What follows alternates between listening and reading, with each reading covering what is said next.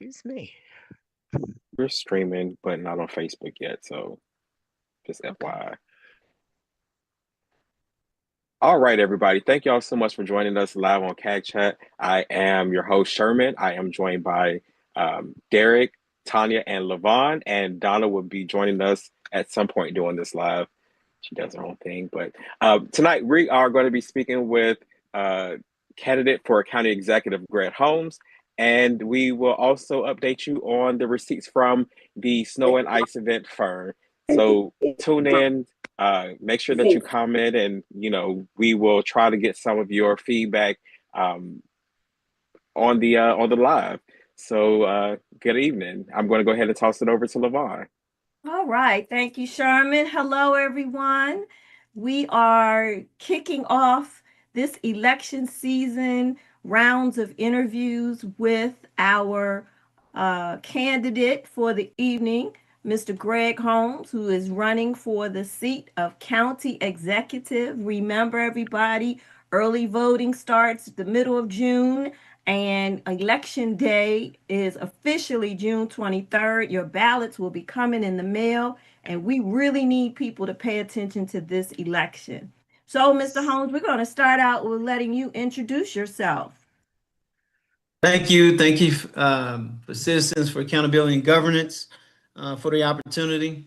You guys, excuse me, it's been a long day, but I'm still in the fight here. Greg Holmes, I'm a third generation Prince George's County resident. Grew up in Glen Arden Apartments, attended St. Margaret's school over by Addison Road. My parents, interestingly enough, owned the first black-owned business at Landover Mall growing up. And so it was there when I learned customer service and ownership of business and just watching my parents.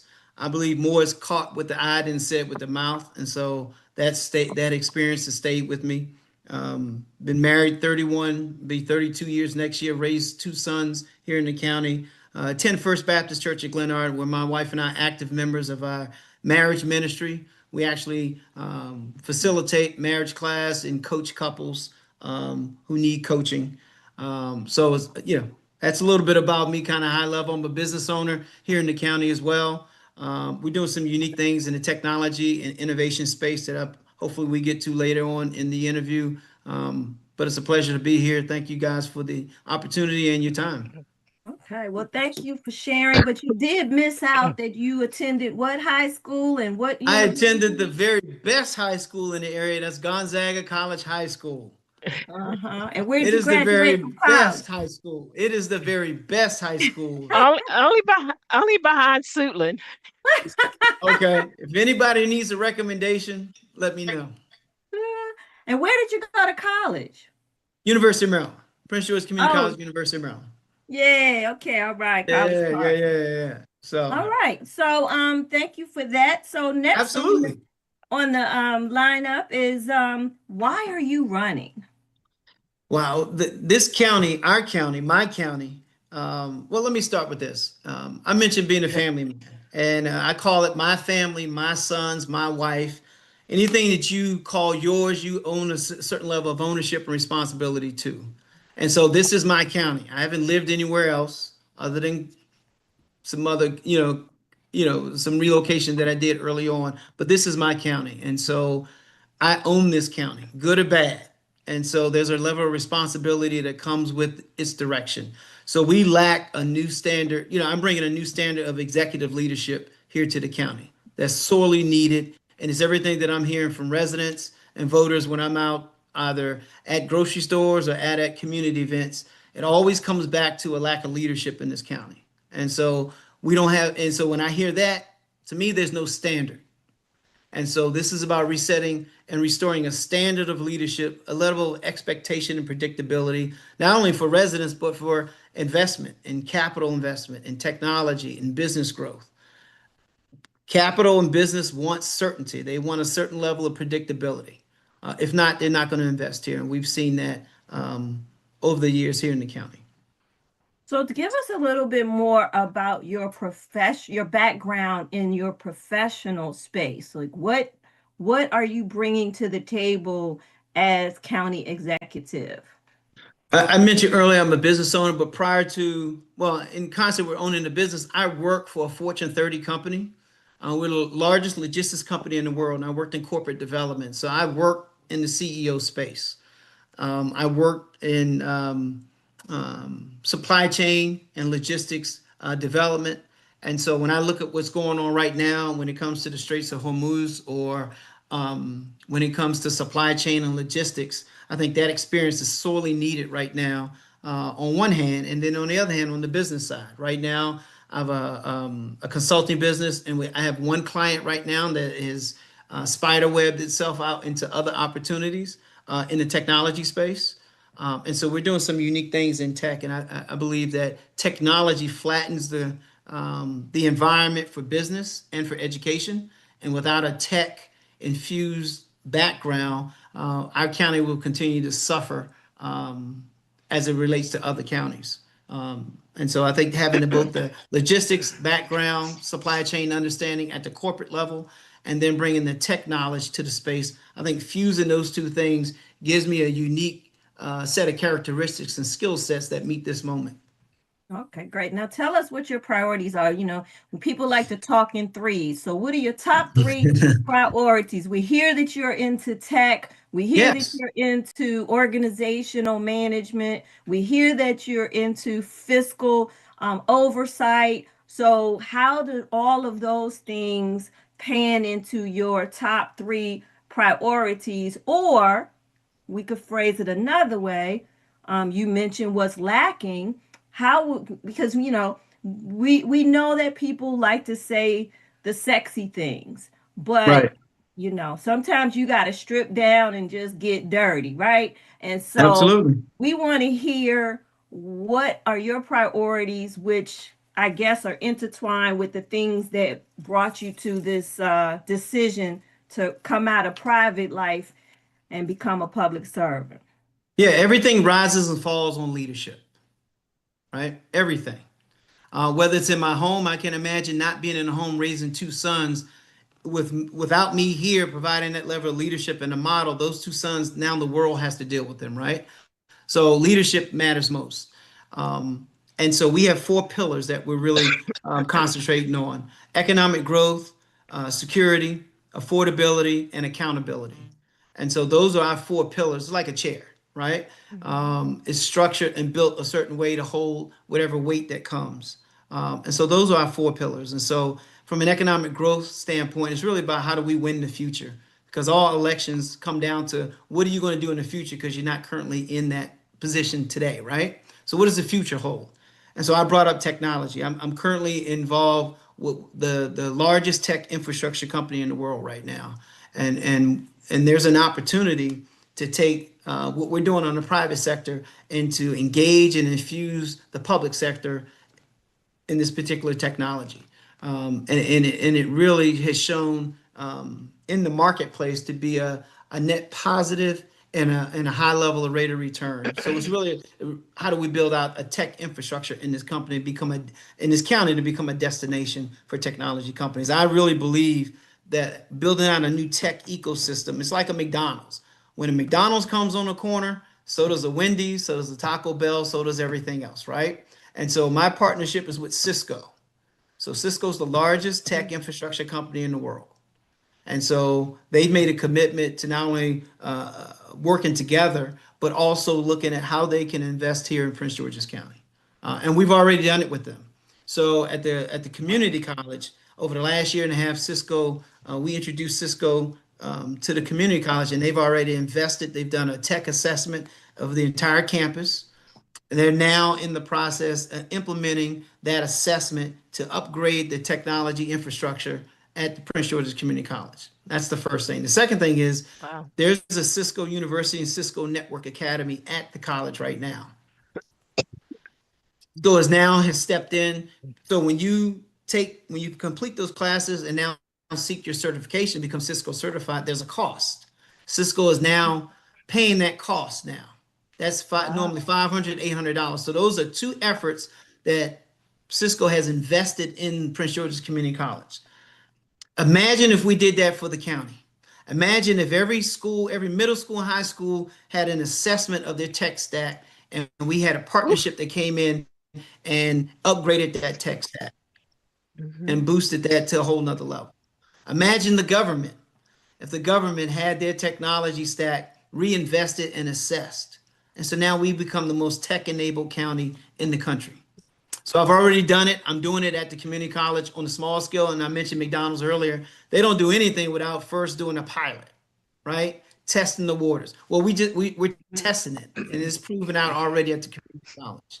Now this is something we can do for our schools. It's now something we can do in the county government. So when I mention technology, it's not just something I'm pulling out of my back pocket. We've already done the work, and we're currently doing the work. And so it's already been proven out that it works at the community college, it can work in our middle and high schools, and it can work in our county government.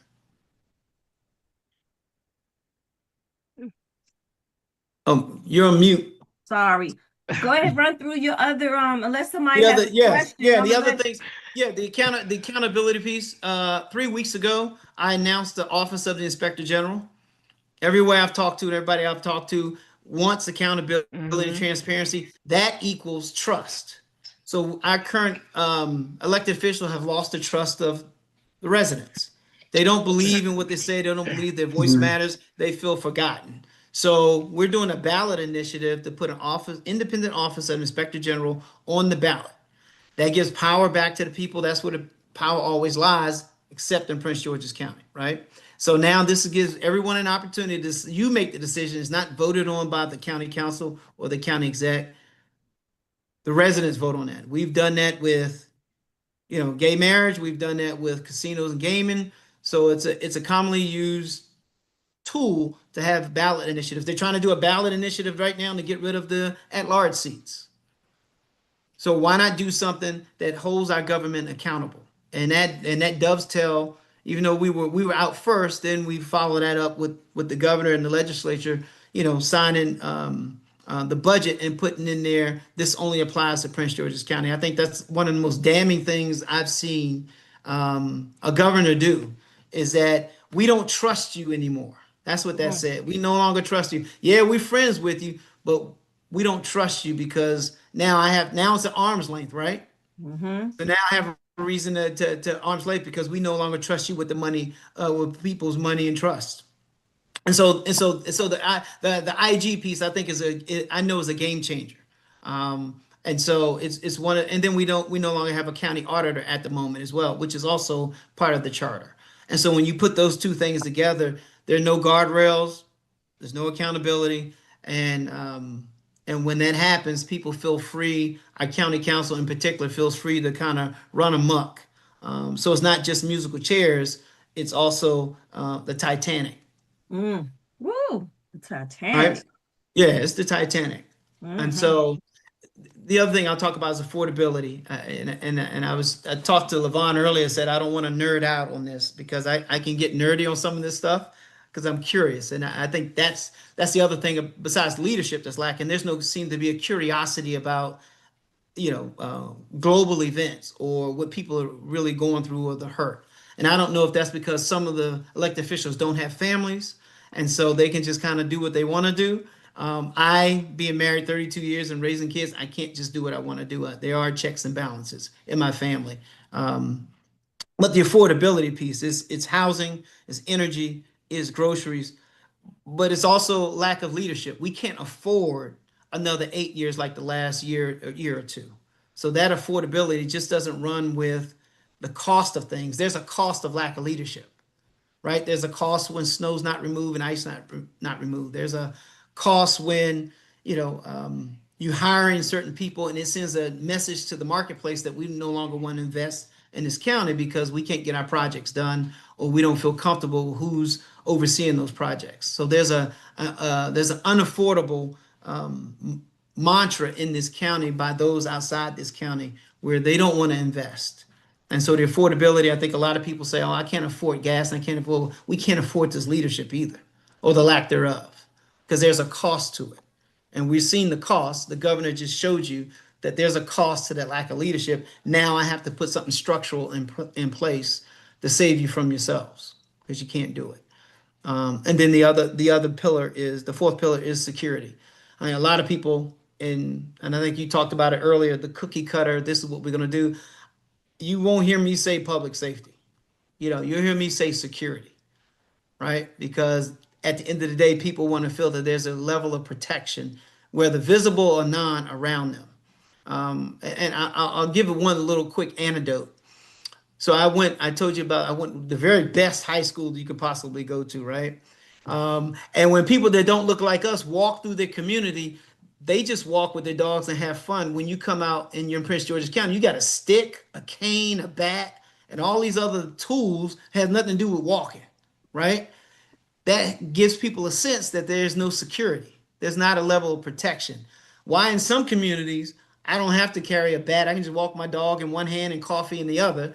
But in my community, my county, I have to walk with a bat, a stick, a cane, or something in case I get jumped or somebody messes with me. I mean, think about the mentality that it takes to switch the two locations. And we're all in a DMV, right? But in one section, I'm out with coffee and dog. Another section, I got a bat, a phone, a mace, and everything else, but I'm supposed to be enjoying my walk. So it's really about a level of security, not just policing, but of prevention, a level of performance, and being able to measure that performance in how this county takes an overall view of security. Because at the end of the day, there's a cost to that. So everything that you've heard me talk about, for the most part, there's a cost to it. There's an economic relationship to it. And one last thing that's part of the security piece is I was asked Monday, why is the county, what are you going to do about the beautification? I said, well, for me, it's not about beautification, it's about economics. I'm not going to invest someplace that's dirty and filthy. I'm just not. So we need to take it out of beautification and make it part of our economic strategy is keeping this county clean and let it represent the type of income that we all say we have.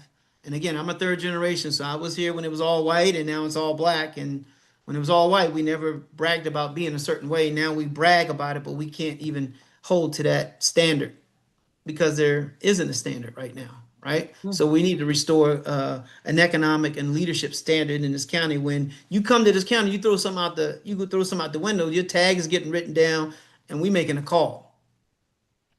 But we don't want to cause any problems. We don't want to road rage, but silence is acceptance, and it can't be. Right.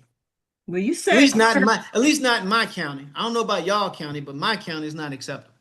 right. No, not in our. Well, you said a lot, Mr. Holmes, and I'm gonna open the floor to Oh, my. there's Well, much more.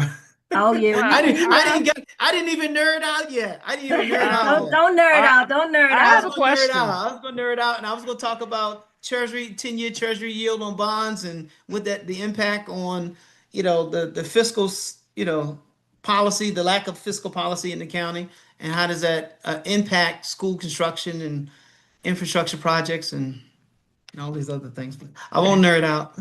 Well, I have Okay, a quick question. go ahead, Tanya. I want to ask about the your view on the lack of checks and balances that we are seeing in our county, and um, your how you, as a county executive, would focus on restoring that. Well, first of all, I'm not hiring any family members. I mean, I think I can start there, and unfortunately, that's such a low bar. But it has to be said, right?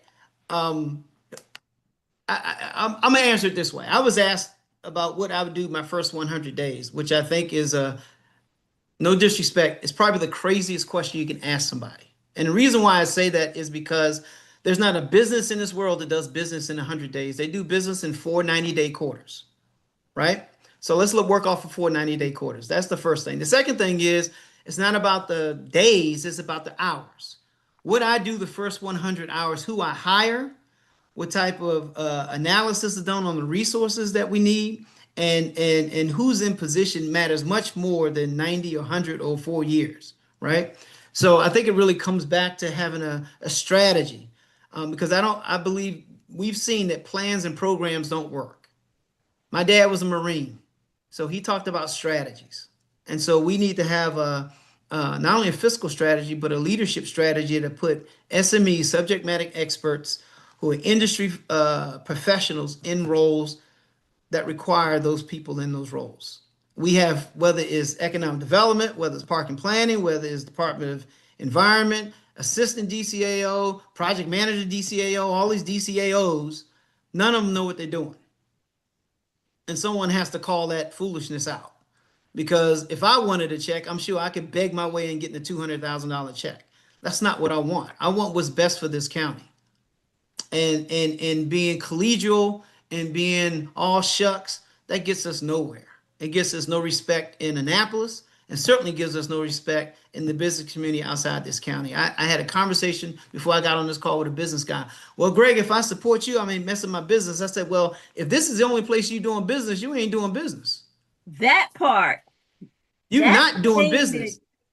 that's what gets me about the people. People been doing business here longer than some of these council members have Right. been have not had a bottle, and they Well, are letting them intimidate them. Yeah. well, it's their To your welfare point. check. Yeah, see, to your point, fear is false evidence appearing real. Mm-hmm. Mm-hmm. It just appears real because Mm-hmm. we've allowed it for so long. Yep. Mm-hmm. Yep. So when you start, no one's offered me a $190,000 a year job because I mean that my posture says that's not what I'm here for. Ain't I'm here off to do what's me. best. Yeah, I'm here to do what's best for my county. Mm-hmm. Now, if you're not best for my county, then you got to go. Right. Simple as that. Well, I got one And more and question. Oh, go ahead. and the other thing I'll say about that is it's like a credit report. Your credit report tells you whether you're good for an additional loan for something because Right. it gives you a history of what you're going to do for the future.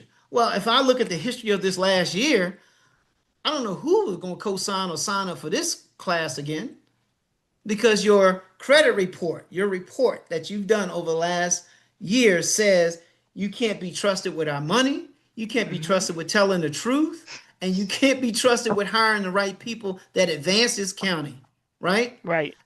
Derek knows this. Derek, when you jump, you elevate, but you also come back down, right? Absolutely. So don't talk to me about elevating this county because it comes back down, right? How do we Mm. strategically and Woo. be very intentional about taking this county to another level where it goes from one step to the next step to the next step? Not start all the way back over because I didn't like Angela or I'm with Aisha, but how do we systematically look at this county and be one, resourced, led, and respected? And until I hear somebody talk about that, you can miss me with all that other stuff. All Mm. right. Tanya, All you right. said you had another question. Yeah, I did. I'm trying to. Oh, And I kind Tanya, of. I did it with a smile. You did. You got me kind of excited. I forgot my question, but let me just do another. Let me do a different question. And again, this is on. I'm focusing on the role of the county executive. Now, Yeah. we have this meddling of the county executive into our school system. So, where do you see that line, that delineation, as far as your role in the school system? Well, I think the first thing we need to do, as far as that is, we need to get to the state superintendent and tell them to pause accepting a nominee for the new county superintendent until the election is well beyond us right now. I think that's too soon. That's number one. Number two, and again, it comes back to being a leader and hiring other leaders. You hire the right person for the right job. I don't need to micromanage. I should not micromanage, but the results speak for themselves because we're reviewing every 90 days, right? And so Mhm. the way I look at things is if it's anything great, our people did it, our team did it. If anything is screwed up, I take the blame for it and it's my job to fix it. To me, that's the essence of leadership. Okay. But now, what about the process? Well, let me just be straight up, because of course, Sure. the our current county executive broke the law in selecting the Right. Because, current interim. She yeah, broke the law. yeah. In selecting the current interim superintendent, and now is playing a part in meddling in the budget, going up to the schools, doing all these things while the county is just being neglected. the only statutory authority that the county executive is given, because schools are under the state, not under the county. There's nothing Right. in the charter. So setting that line of just following what you're supposed to do, and that is waiting for a selection committee. So I've just, how would Mhm. you make sure that you don't cross that line or your people don't cross that line so that the schools act like they're supposed to within the law? Well, and again, it goes back to having an IG in place, right? An independent IG that puts guardrails in place. So I stay in my lane, and everyone else does the same. I'm held to the same standard. The one thing I didn't mention about the IG, it does have subpoenas. There have been a lot of issues with we take something to the county executive, or we take something to the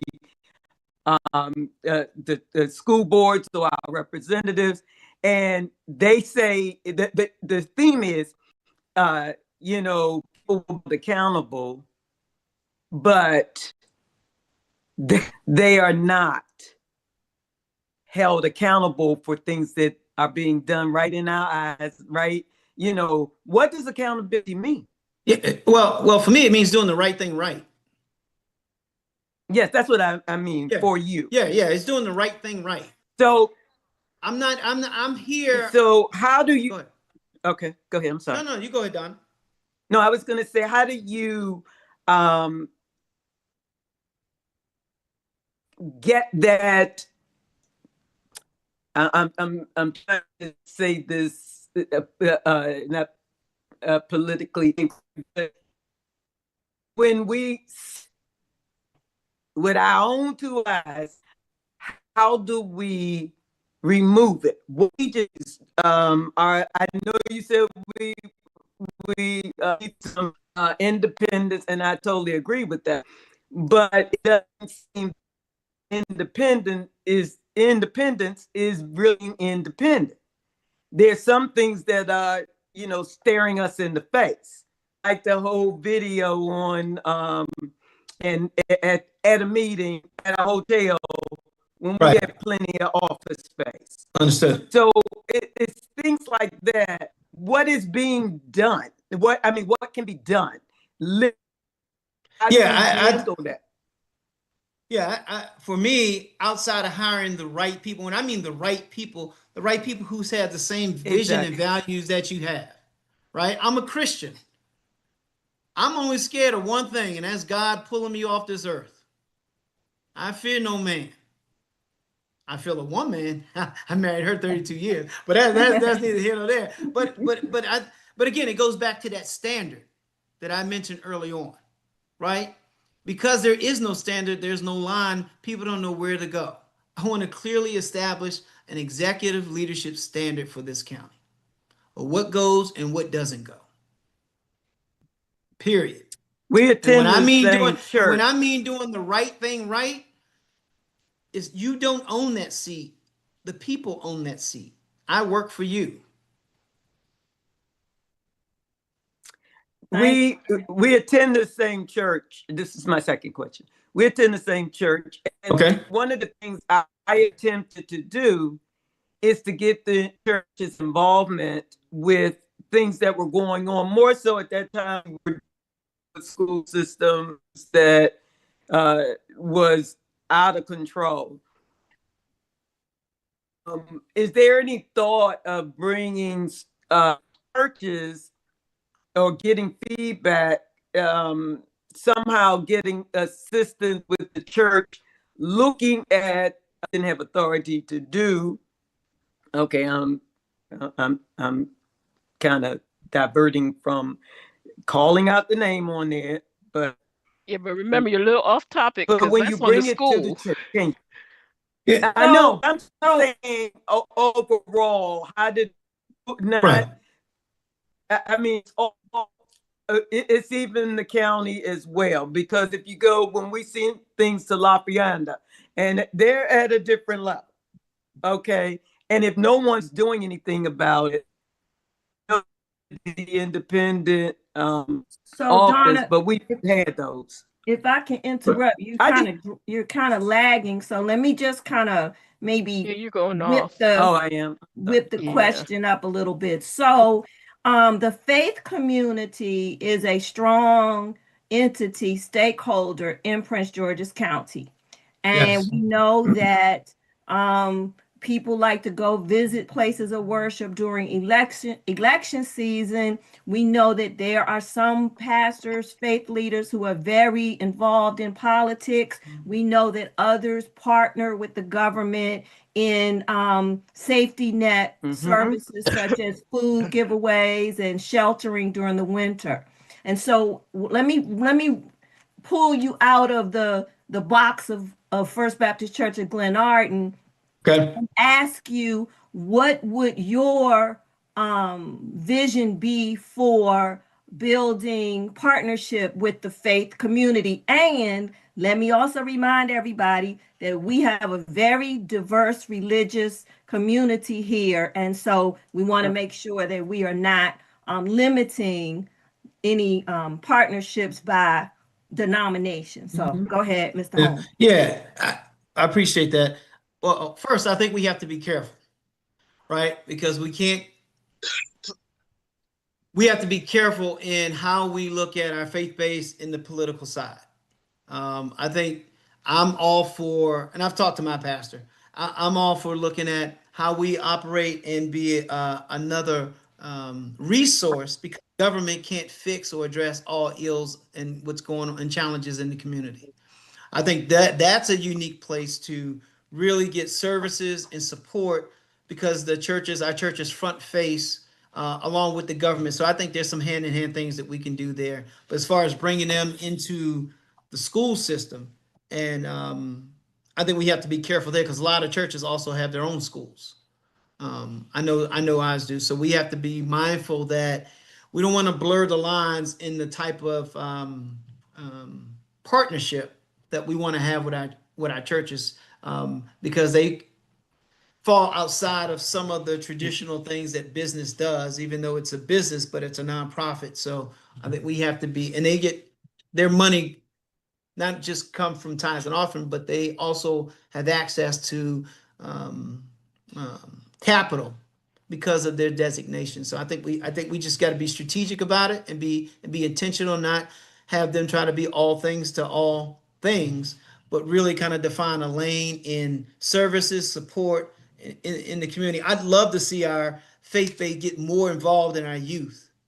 I think that's an area that our faith base could jump in, and there is a Mack truck opening right now where our youth really need mentorship, support, and services. I really think that that's an area where our faith community, because when I mean faith community, it's not just church. There are people there are individuals in the faith community that don't have a church, but they have a heart for God and they have a heart for people. And I think that there's a real opportunity to really capture that environment.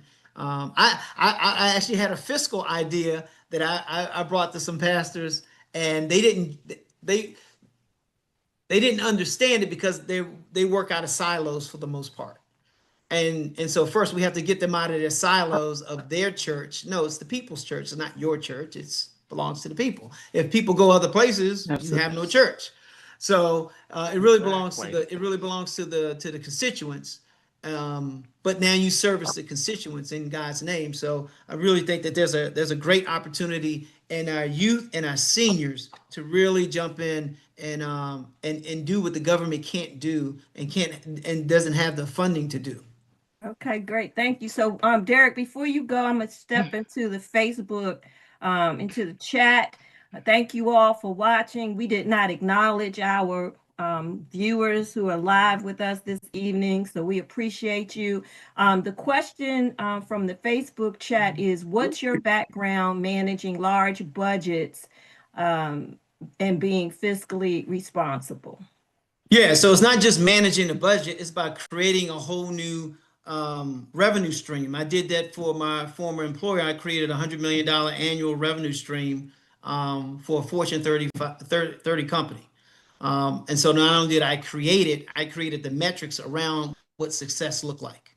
And so I think most of our elected officials are managers, they're not leaders. Leaders create and disrupt systems. Managers keep systems in place. And so I've created, it was over the last 2 years, 23, 24, and 25 was a $100 million new revenue stream annual for a Fortune 30 company. And so I think that's really the true metric of leadership. Can you come in and create additional value where there is none? Or do you just you just move the chairs around on the deck of the Titanic? And I think that's what we see right now. There's not one leader, business focused minded person in our government in Prince George's County government. Not one. Right. Not one. Okay. I agree. Derek? And I if think and I Tanya, will say this, and if you do find them, have them give me a call. No, well, you won't be getting a call then. Wait, I Go have Levon, ahead, one more Derek. question, Derek's Tanya. gonna let me. Derek's gonna let me ask one question before he asks his. Well, look at Um, y'all back room negotiating on me. Go ahead. yeah. Leverage. Okay, Chat. so Greg, this is my question. Now, one of the things that we see a lot right now is where our county executive is silent while our county council is moving forward with all these, basically building their own social services network, right under the umbrella of the council. How would you rein that back in as a county executive? Well, I don't know when the last county executive ever vetoed anything. And so we have executive orders and we have access to a veto. And so I think those are two things that are readily available, doesn't need a whole lot of coaching on. And so it's a tool to help keep the keep the cats in running down the same lane, right? And so I haven't seen any county executive recently use the veto on any legislation because there are a number of pieces of legislation that should have got a veto. And the Mm-hmm. veto is used as a negotiation tool. That's what it is. And so that's one thing. The second thing is in every form of government in our at least that I know of here in the state, there's a separation between the executive branch and the legislative branch and the judicial branch. And right now those lines are blurred, which is why not only you haven't seen any our county exec say anything. She hasn't said anything about what the governor did in the budget. Hadn't said anything about our clerk of the court, at least from what I can tell, say anything about what happened with her being carjacked. Now, again, carjackings happen daily, but it's rare that a elected official is one of those people.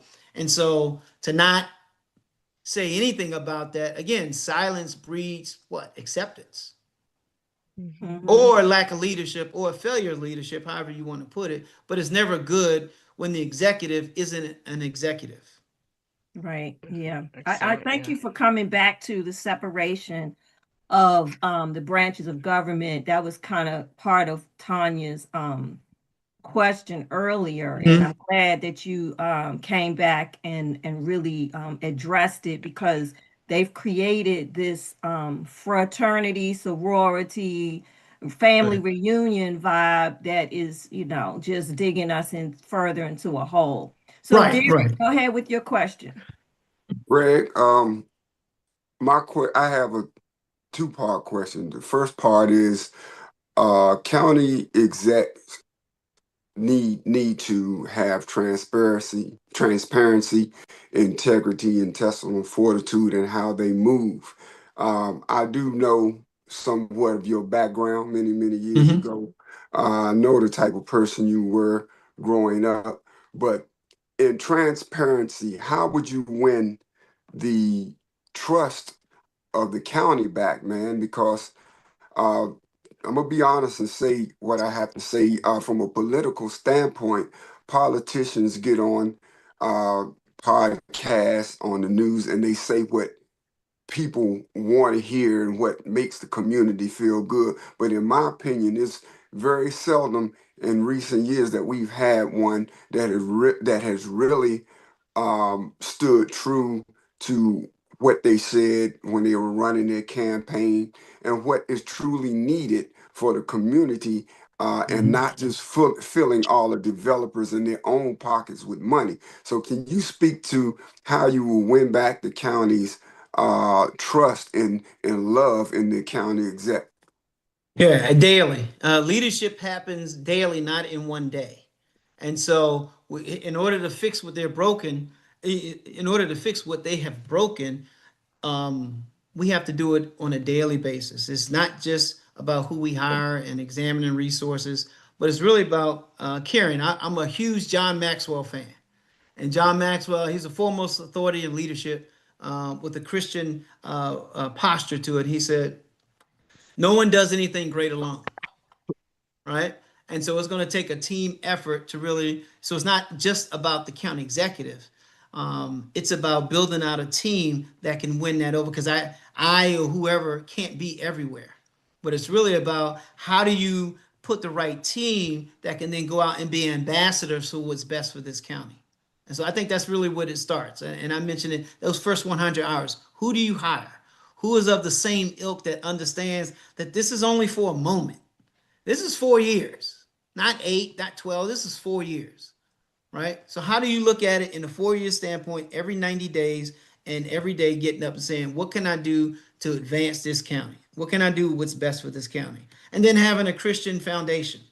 You know, my God is my source. I don't need to run for county executive to pay some bills. You know, that's not what I need. My county needs me to do this now because it's going in the wrong direction.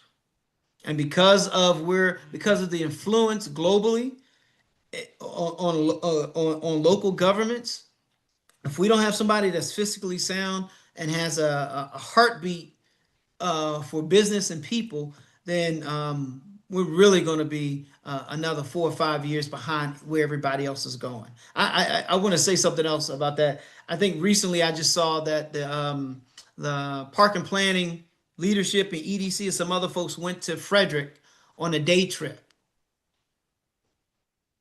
I said, well, what county is coming here on a day trip? Think about that. The greatest form of flattery is imitation. Who is trying to come to Prince George's County? Is Anne Arundel County exec and EDC team trying to come to Prince George's County? Is Fairfax County or Loudoun County saying, "Hey guys, let's all get in a bus and let's go to Prince George's and see what they got going on"? No. Nobody. But we want to put everybody in the bus because for us it's still a big party in the hotel. We want to travel other places to find out what. So when you're talking about rebuilding trust, you have to create a new environment where people in a business culture where people look outside and say, man, there's something unique going on over there because I hear different conversations now. Right? And there are different people in place. I just didn't pull you up because you worked for Wayne Curry 50 years ago. No, we need fresh new energy. We need new blood. We need new leadership that understands that we're only here for 4 years. Right? We're only here for 4 years. And if you screw up, you're gone. So it may be less than that. So don't buy a house, you better rent. Right? Derek, you had a second question? So my second question, I'm glad you spoke about your team and building your team around you in this county. I'm sorry, Derek. Can I jump in real quick about the team? I had somebody. I won't say who it is. If I mention your name, you would say, "Well, Greg, you already got your team in place." I said, "What team?" I said, "I have an understanding and some tenets of a team." I said, "But I haven't won anything." I said, "So we always want to get ahead of ourselves. Let's focus on what we got right now. Everything else will take care of itself. So if you do your job right now, if I run the type of campaign I need to run, I'll win. If I don't, I won't. But to have a team already identified and in place and who I'm gonna put, that's a lot disrespectful. Not a little disrespectful. That's a lot disrespectful. To think that Greg Holmes alone has 5,000 people ready to go to fill jobs, right? That's disrespectful. So I'm sorry, dear. I wanted to say that because I had some idiot ask me that. Okay. Well, go ahead, Derek. We're still on the precipice of teams, and I'm not asking you, do you have a team already at all by any means, but I'm asking this because Donna and I are whistleblowers against Prince George's County Public Schools. And we all know if you're in the know in this county, that there's corruption going on from the county exec seat down to the county council, uh, trickling down into the school system. And when I mean corruption, I'm talking about money, contracts, Mm. developers, people getting kickbacks, the purchasing process not being followed, or the procurement process not being followed in terms of how you're electing the best contractor to do jobs. We're electing contractors because it's going to be a kickback $1 million to people on our county council or on our school board. So when you talk about team, I know you gave us your definition just Hmm. now of even having a team, but we need to have people who cannot be compromised Right. by the politics in this county. And if you're a true Christian, Greg, and I know you from years back, but if you are a true Christian and your team are true Christians, then somebody should not be able to lean over and whisper, "Hey, look, man, it's $100,000 for you and your family under the table if we get this contractor right here." But they may not be the contractor that Right. presented himself well in the bid. So, Right. Right. what is your plan to uh, be able to overcome the political pressure that may be on the county executive seat to do Right. friendship bidding and under the table bidding? What is your plan on bringing everything back honest so people who sit in seats of directors or purchasing supervisors can tell the truth without being fired because they won't sign certain contracts? Right. Well, I appreciate that question, Derek. So I'll answer it. I'm gonna answer it. Take your We're gonna time, bro. strategy wise, and then I'll come back to the people part. So part of our accountability strategy is we're gonna announce. I'll talk about it now. I was gonna talk about it at a forum, but we're announcing ClearPath. ClearPath is a procurement marketplace where every county contract is from the start date, the expiration date, who has it, who the COTAR is, how much it is, what the scope of work is, a grade every 90 days, not by the COTAR, but by the end user, right? Whatever MBE compliant and where that company base of operation is. All that's going to be electronic and digital. You'll be able to pull it up on your phone. It'll be a marketplace. How can we do that? Because we all know there's no contract in the world ever gets in place without what? Money. So before there's a contract, there has to be an allocation of capital for it, right? So we can link the money to the contract. So that'll be a public dashboard.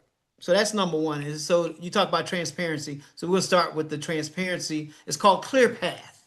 It's a procurement marketplace that we're creating to track every contract and to give a grade. We don't grade our contract. We don't grade our contractors. Nope. Right. We don't grade them. We don't give them a grade, and not by the COTAR who may be in bed with them, but by the end user. If Derek, if your department is supposed to get I don't know, paper or the vending machine filled and it doesn't, Derek has an opportunity to say, nope, here's the grade for that, and you get 2 negative grades in 2 quarters, that contract is out for bid. It's that simple. Again, there's no standard, right? So we're going to set the standard. We're going to set the standard. So that's a start on the procurement. Again, using tech. So this is done other places. It's just not done here. The Green Book is not it. The Green Book is not it. The Green Book is like a resume. It just tells you what you think people want to know. Mhm. But this is a transparent online dashboard of every contract dollar, who has it, for how long, when they got it, who's the COTAR, when it expires, and it does a couple things. One is transparency. 2, if I go to Sherman and Sherman said, hey, I just started a business, and look, there's this contract out there. Sherman knows what the scope of work is, and he knows when it ends. He knows how much the contract is worth. He can make an educated decision because as a new business, you're wearing multiple hats, right, Sherman? But you can make an educated decision. You know what? I think we can get that 1.5 or whatever it is contract. Or I can partner with this with this other group and go after that contract. So it helps our minority and small businesses compete for contracts because now they know when they end and when they start, and know who has them, who has it, and they know the scope of work, and they know who the co-tar is. So now you can prepare yourself, because what I don't understand is, if we're such big believers of minority business, why don't we prep our minority businesses for contracts? Why don't we know, hey, Derek, there's this contract coming in. Greg, Yes. Hold on. I'm Don't. sorry. I thought you No, were no, I was finished. no, no, I I'm have. just I'm just But Donna, as an example. If there's a contract that ends in December, hey, Derek, I know you do this kind of work, but man, if you tweaked it a little bit, you could probably go after that contract. There's nothing that supports or helps our small businesses go after contracts. And so they just re-up with the same vendor. And then now they build these relationships. And so now you have this ongoing cycle. So whether it's Greg in office, Aisha, whoever else, I have the relationship with the Kotar because they don't know what we got going on. But Mhm. but checking it and grading it every 90 days, I know. Right. And if you Okay. get two negative grades in 60 days, the contract goes out for rebid. Ooh, Simple that as that. was Okay, let me go. We have a double question. And then we're gonna wrap up. And we thank you, Mr. Holmes, for your time this evening. I told you it could be 20 minutes or it could be longer, depending on how heated, how excited folk got or engaged people got, I should Right. say rather.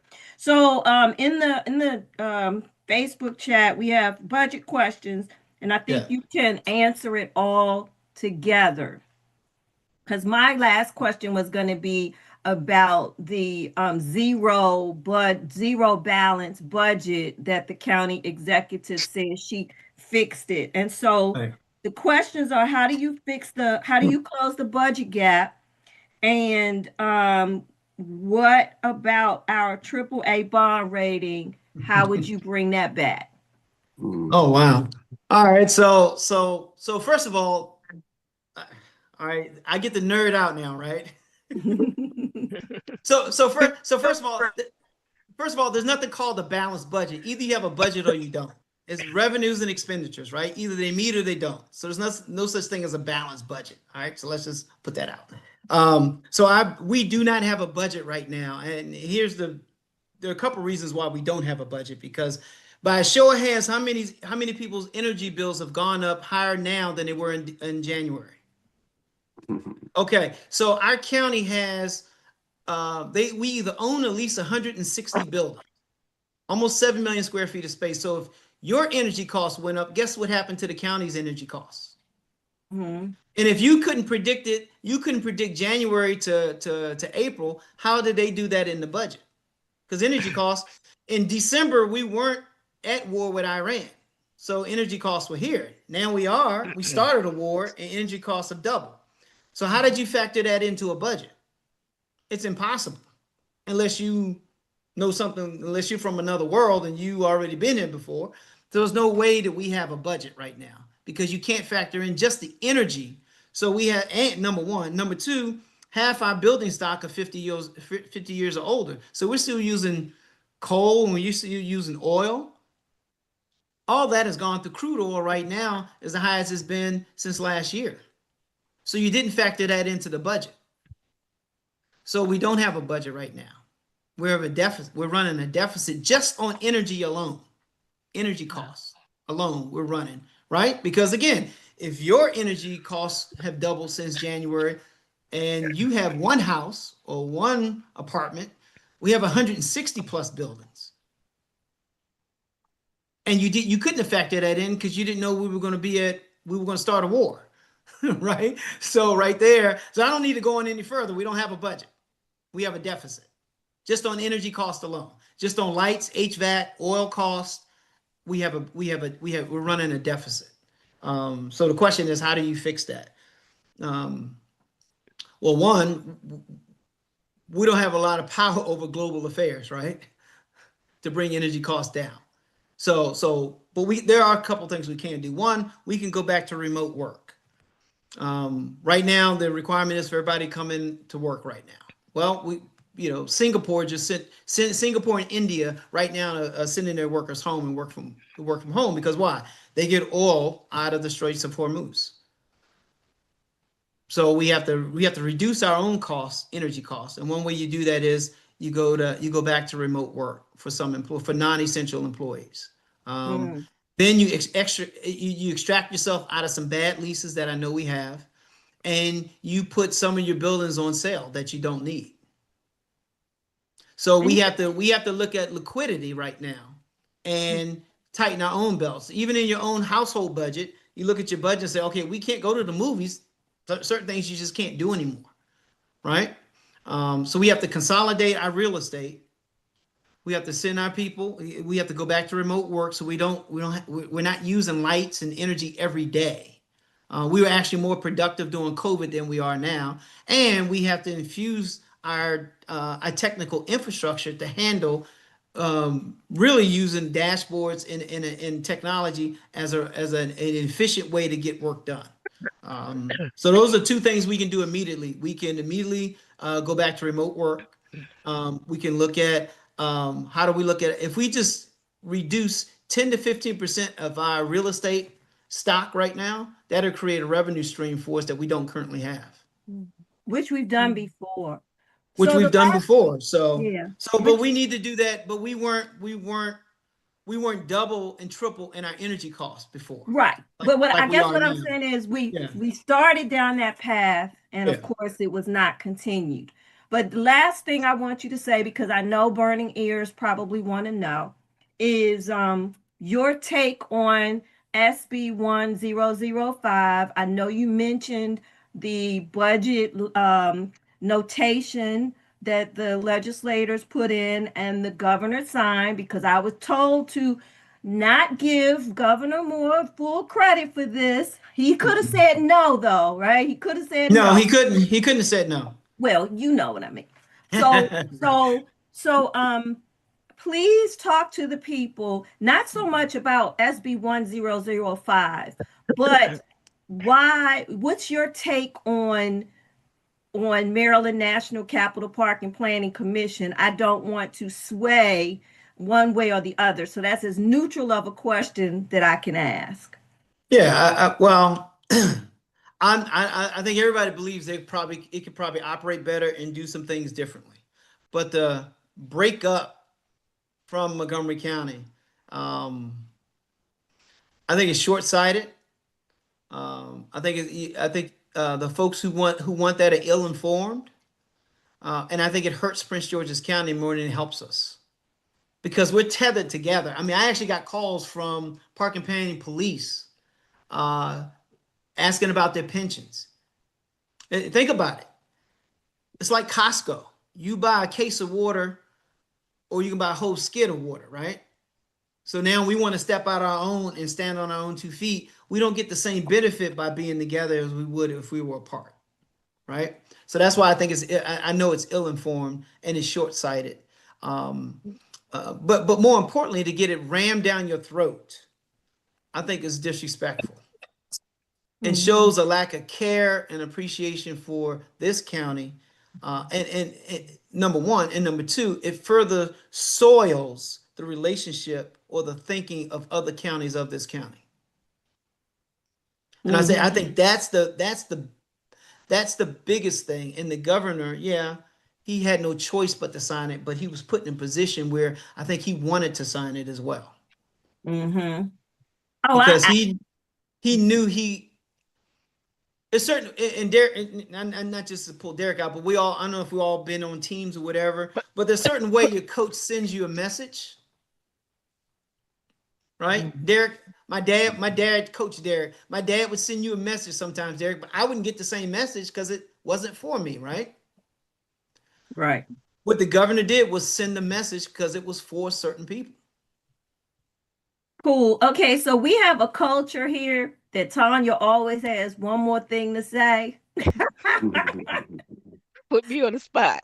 Tanya, you better be nice. Because I already said this was the last question. So go ahead, Tanya. After Tanya, okay, well, wait a minute. After Tanya, You answer the question, Mr. Holmes, and then you Yes. let the people know any closing thoughts you have and how they can reach out to you for more information about your pursuit of the seat. Okay. Okay, so this last question, this recent um, Excuse me. legislation that Crystal Ariata cooked up about assessing targeted businesses and charging them this $5,000. What is your, and especially being that again from the role of the county executive and what the Mhm. county executive is supposed to do, just give your opinion on that. And again, what you would do to make sure as county executive things like this are curtailed. Well, it never would have got to the light of day because I'd have threatened to veto immediately for something idiotic like that. As black folks, we always want to beat our chest when we feel like we're being set apart or feel like we're being not having a voice or discriminatory towards. I think this is sends another bad message to business, right? That you're going to tax success. I may not like your success. I may not come to your successful establishment, but I'm not gonna try to extort um, money from you because I don't like you. I mean, that's our history all over again, isn't it? Yep. And just because we happen to be this color and be in position of authority, because we don't understand power, so I can't say we're in power.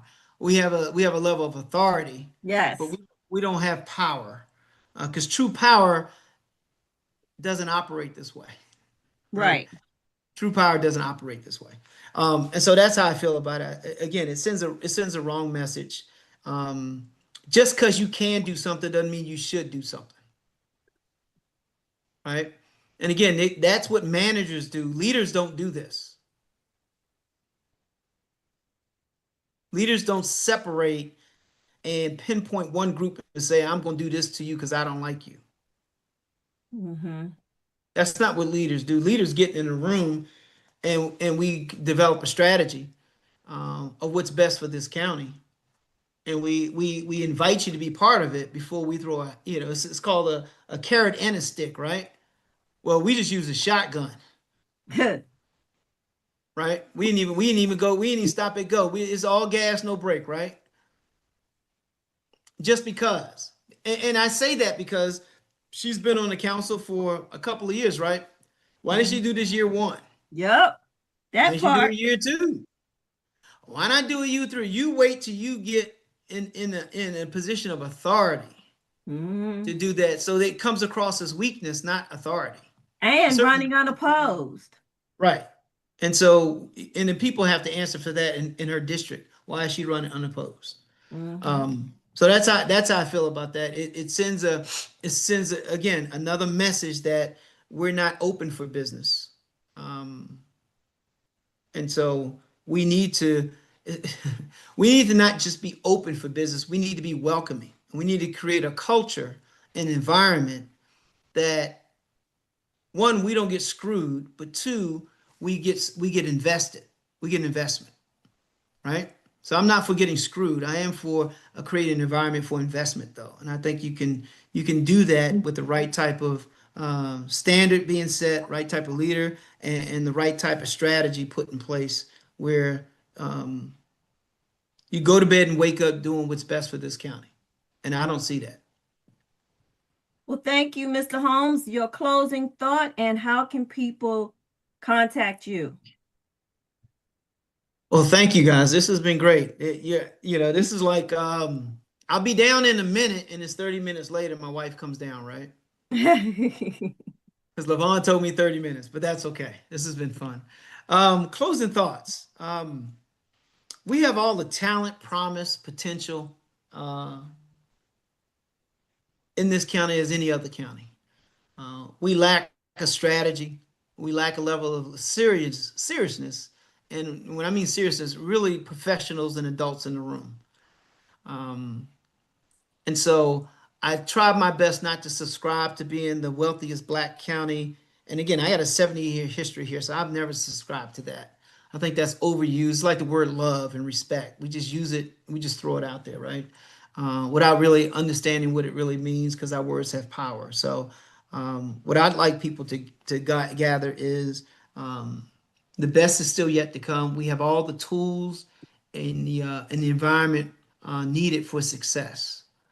We need people to get off their ass and stop blaming people and get involved, like you guys have, like your organization have. We need people to stop saying, I'm not in politics, but you pay taxes. So you are very much in politics. I need people to stop, understand that they play a role whether they're involved or not. They play a role. And I want people to understand that this belongs to us. And we're always supposed to leave one thing better for the next person. And right now, I think this coming in as a county executive will probably be the hardest job any county executive has ever had. This will be worse than Rashawn coming in after Jack Johnson's felony perp walk, right? This will be the hardest because our influences are global now, right? Our influences aren't just oil. Think about it. 35% of fertilizer comes out of Straits of Hormuz. So you know what's going to happen in the fall? Our food prices are going to double because there's no fertilizer to fertilize crops for the summer. Think about that. So it's not just about petrochemicals. You know, petrochemicals, that makes plastic, that makes PVC piping, that makes roofing materials. So what do you think housing costs are going to be like? So that's the only revenue we got. Right. And I should share with you. So food prices are going to double. Building costs are going to go through the roof. And with the immigration, you know, where some of our Latino and Hispanic brothers aren't there, whether they're legal or illegal, this government doesn't seem to care. So now labor costs are going to go up. And so the county exec has to be more cerebral and curious about what's going on globally and its impact on our local economy. And so that's what's waiting in November, December is double food costs because fertilizer, 35% of all fertilizer comes out of the Straits of Hormuz. And so the planting season isn't going to be what we think it is, right? And then construction costs. You know, not only do we have the tariffs still in place, but the actual raw materials needed to make certain things come out of the Straits of Hormuz, right? And so we have a tough road ahead, but we can get through it with the right level of leadership and talent. And I think we have the talent.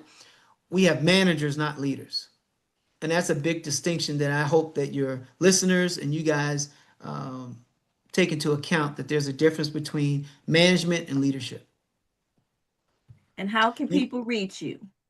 Greg Holmes 4pg.com. Okay, that's Greg, GregHolmes, or spell that FORPG. And you can follow me on IG and Facebook at the same tag. All right. Well, thank you so much, Mr. Holmes. And thank you, Mr. Holmesley. Hey, good to see you, Greg. Good to see you. Hey, Levon, can you connect us, please? I sure will. All right. Thank you, guys. All right. Thank you. Thank you so much for coming on. Thank you, bro. Good. Thank you. I thought y'all gonna make me bleed, but I made it. All right. Take care, guys. We're not that bad. Good night. No, you're not. Good night. That bad. All right. Well, that was a good. I enjoyed that session.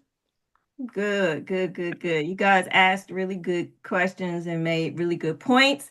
And of course, we thank those who are in the chat sending out their questions. We hope you got an answer. And if the answer was not satisfactory or you felt like you needed a little bit more, you can reach out to Greg Holmes.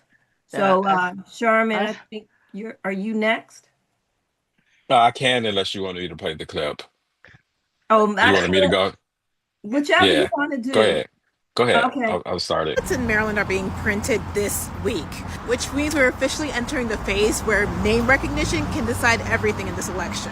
My name is Janine Bambo. I'm the Maryland reporter for WAMU. I got 90 seconds. Let's talk about the debate with these mailers. Across counties like Montgomery and Prince George's County, there's been growing frustration over taxpayer-funded mailers that are sent by sitting council members with their names, their faces, landing in your mailbox right before the election. And trust me, I've heard the complaints. Critics are asking, is this public information or is it basically campaign advertising paid for by taxpayer dollars? Now today in Montgomery County, Councilmember Evan Glass tried to bring this up. And the rule is simple. It will prohibit the use of council funds from printing material that includes the name or photo of council members who are running for re-election or higher office 60 days before a primary or general election. Glass pointed out that Congress had a similar rule, but the pushback was pretty bad. Council President Natalie Bailey Gonzalez immediately shut it down, saying that the council offices already follow legal guidelines and accusing Glass of politicizing the moment. And there was no second, no vote. That was done. Let's zoom out for a second. Like, the reality is, these ballots are being printed and some districts have 24 candidate names in the primary ballots, which means that voters are being asked to pick over so many different people. So if you're not following the race closely, which a lot of people don't do local politics that closely, what do you rely on? The names you recognize, the mailers you've seen, the signs you've passed on the streets. And that's why a lot of people have been asking, including some of you guys in my DMs, where is the line between public service and campaigning with public resources? I do have a FOIA on this, so stay tuned and make sure you follow and share with your communities because this is super important. Bye, guys. Thanks, Sherman. So we appreciate Jenny. She has really stepped up the game of following what's happening locally in our governments and in politics. And as you all know, we have talked about these mailers that are being sent out, particularly, I believe it's District 6, District 5, and then District 7, even though she's running unopposed. Krista Oriata sent a mailer about a survey. My thing is this: we need legislation, we need a ruling, whether it's from the state, the Board of Elections, CAG. We have talked about this before. We have never seen our electeds abuse the mail system in the way that they are doing now. And my thing is this: we need something that says once you have filed your intention to run, you may not send a mailer to your constituents, and neither can people who are going out the door send anything with those persons' images or names, which she kind of alluded to in that clip. And so, it's shame on people who are not following who's running for office. If you're only voting based on a mailer that you received, then stay home. We don't want that vote because you're going to vote for the wrong person.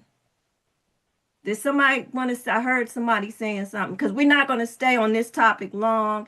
I just wanted you all to know that Jenny is working on that. Go ahead, Tanya. You took No. That's it. Yeah, because I mean, somebody of authority just needs to step up and stop this foolishness. That's it. Yeah. So we hope she gets her FOIA, and then she can say that the 24 candidates are running for District 5, and that Walla Blagay has been the one abusing the mail system. So has Edward Burrows, and he's running unopposed. Yeah, but she referenced 24 candidates, and that's for the District 5 congressional seat. She just didn't say the person's name because I guess she's waiting for her FOIA. Oh. Okay. Thank y'all. Go ahead, Sharon. Elections that people will go back out and find the mailer, because they say, well, I don't know who to vote for, so I need my thing for the Democrats, or I need my mailer for the Republicans, and they vote literally how they see it on there. That is frightening. It is frightening. And then they'll try to ask us. We are actually having to go through a new training on this. So that's coming up. We haven't gone yet, but is coming up for this next election. Well, the Prince George's County Mandatory. executive under fire for putting herself and 24 staffers in a hotel during last week's snow and ice storm. Tonight, she defends that move in an exclusive interview with our Maryland Bureau Chief, Brad Bell. As the snow and sleet piled up last week, Prince George's I County remember Executive that. Aisha Braveboy, her top staffers, along with several county council members, 25 in all, were holed up here at the hotel at the University of Maryland at taxpayer expense. In an exclusive interview Monday, Braveboy explained she wanted her team in one place. Because there were a lot of decisions that had to be made in real time. With the main county building closed after a small electrical fire and other facilities fully staffed, she chose to seek a hotel. I can tell you that we were able to coordinate over 137 emergency medical trips. There was an incident where we had seniors who lost power in a building.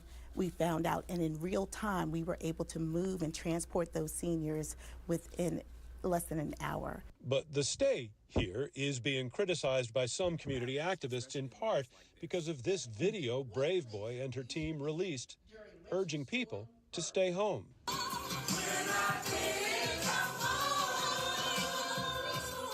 Critics on social media have called that video tone deaf as citizens were stuck at home dealing with a serious storm. Were you all partying at the hotel?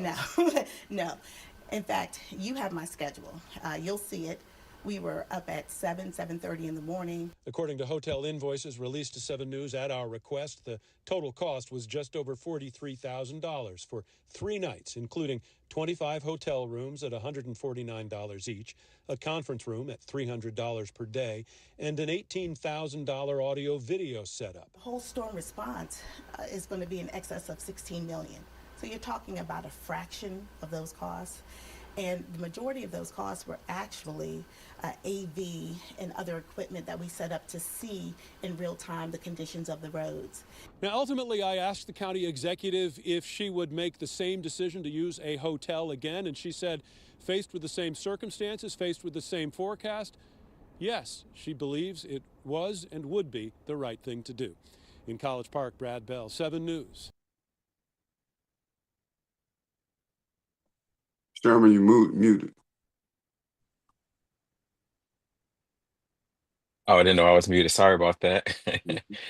All right. Tonight, new documents obtained by a Maryland Public Information Act shows that, oh, I'm not even on the screen. Sorry about that.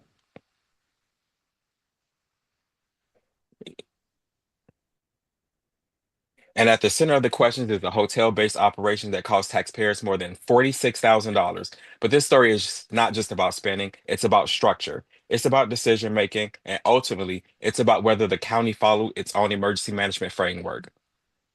According to official records, the county utilized a hotel as what it described as a multi-agency coordination center, satellite operation. At the same time, the county's actual emergency operations center, the EOC, was activated and operating separately.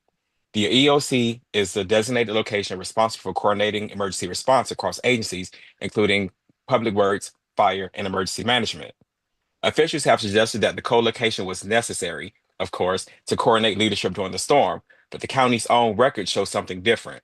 Communication between the hotel and the EOC was conducted through virtual platforms like Microsoft Teams.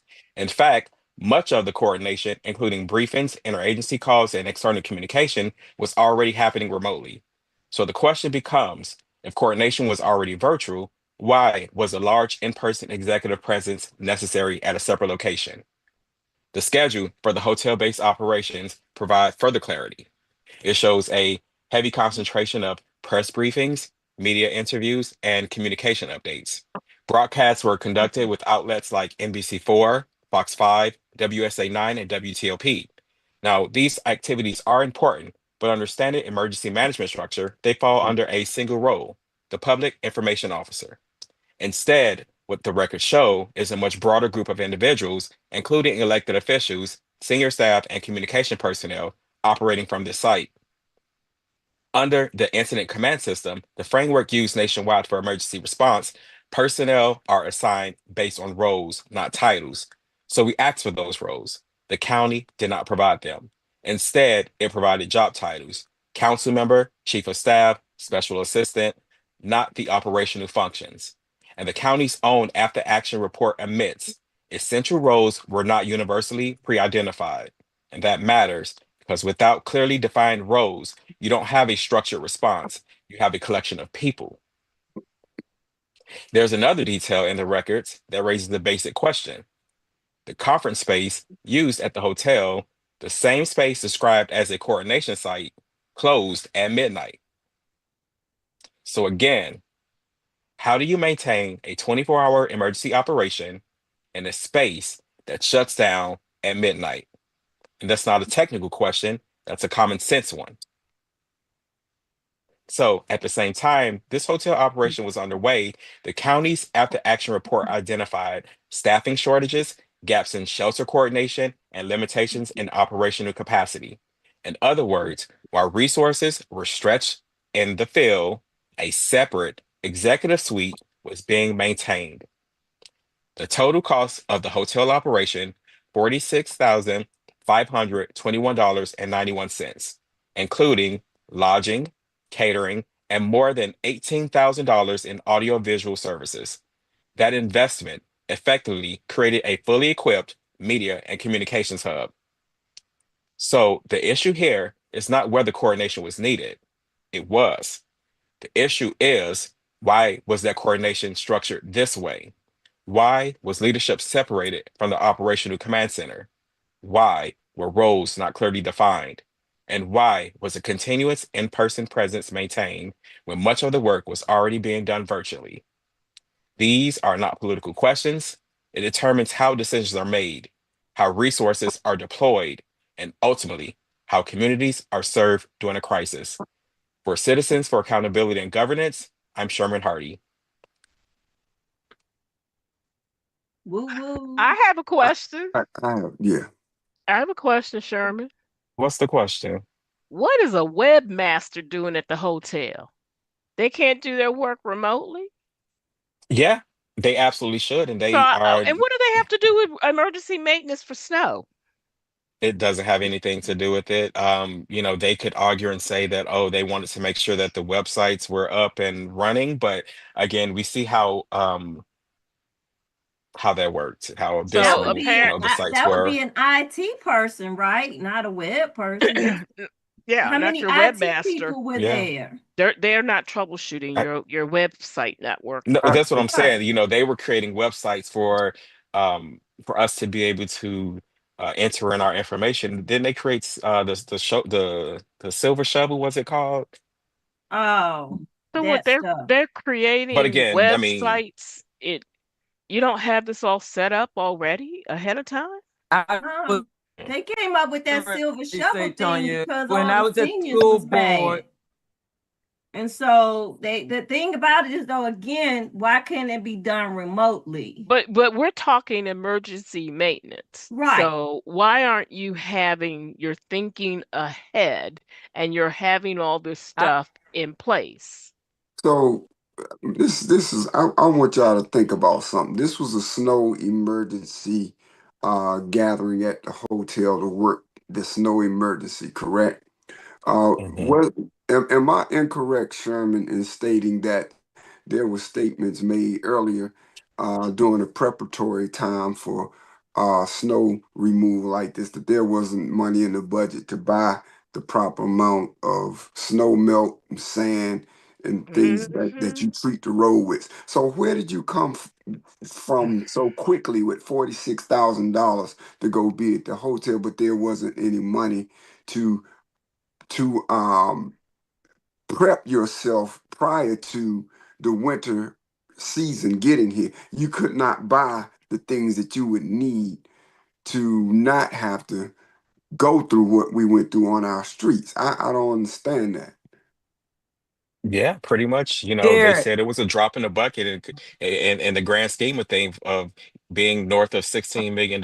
So I don't see why they weren't able to get the heavy equipment earlier on when they knew that these operations would call for it. I mean, this is why you have emergency management and planning for incidents like this. So um, again, That we had experts on from the Black Emergency Managers Association, and they pretty much said, that there was nothing unprecedented about it, so And I can't honestly say. well, Donna had a question. this is this to me is insane. Back when the earthquake Donna, you're in going in and our out. area, which we never get. I'm going in and out. Uh-huh. Uh, I don't know why. Can And you I'm hear just me? displaying people on the screen who are who No, stayed at the I'm just hotel, by the way. saying we began to do strategy meetings after that included county, state, emergency management people. So I don't understand how this has not been solidified and why it required that we put money when we have government buildings that we use to do scenarios based on a situation. So there's been no planning Yeah. whatsoever that is required. When we were there, we had to do these planning sessions. So I don't understand. I'm not. Well, Donna, you're going in It and out doesn't make again. sense But that and Donna, that you know they why? had to go somewhere. Okay, then I'm stuck. But you know why it doesn't make sense? Because Donna, they're not the people that do it. That's the part. The question is not so much there may have been the right planning with the right people who were doing something else. They just weren't at the hotel jumping up on the presidential terrace in the snow. Right. That's the big difference. Why do you have a special assistance too? You got people with there with just question marks. What are their title? We don't even know what their title was. They got What? to make copies. They got to be there to make copies and carry coffee. If I the other day I saw the assistants come in 4 times with coffee or cups or something and some paper. My question is, why is a lobbyist there? Why are we paying for a Right. lobbyist to be there? Who's the lobbyist? Michael Arrington. Arrington. Oh, He was there. His name was on the Yeah, list. his name is on I there. saw his name on the list. Because I asked, and what were our council people it's doing? Were disgusting. they shoveling snow? Why are they Oh, there? right here. Oh yeah, I see it. Founding CEO, Erica Consulting. Yeah, he was Assistant there sheriff. for. Oh, he was there for 2 days, the 25th and the 26th. And then they got Michael Ash listed twice. Is that a mistake, or did No, Michael Ash have 2 rooms? Did he so check that in was and out? something that I that was something that I was I trying did. to determine myself because it was confusing. Not only him, but Devin Martin had 2 rooms, but then some of the invoices said routed from, so it was like routed from Aisha Brave Boy or routed from I think one of them was Edward Burrows as well, but I have to go back and look at the actual documents again. But so it was a bit confusing.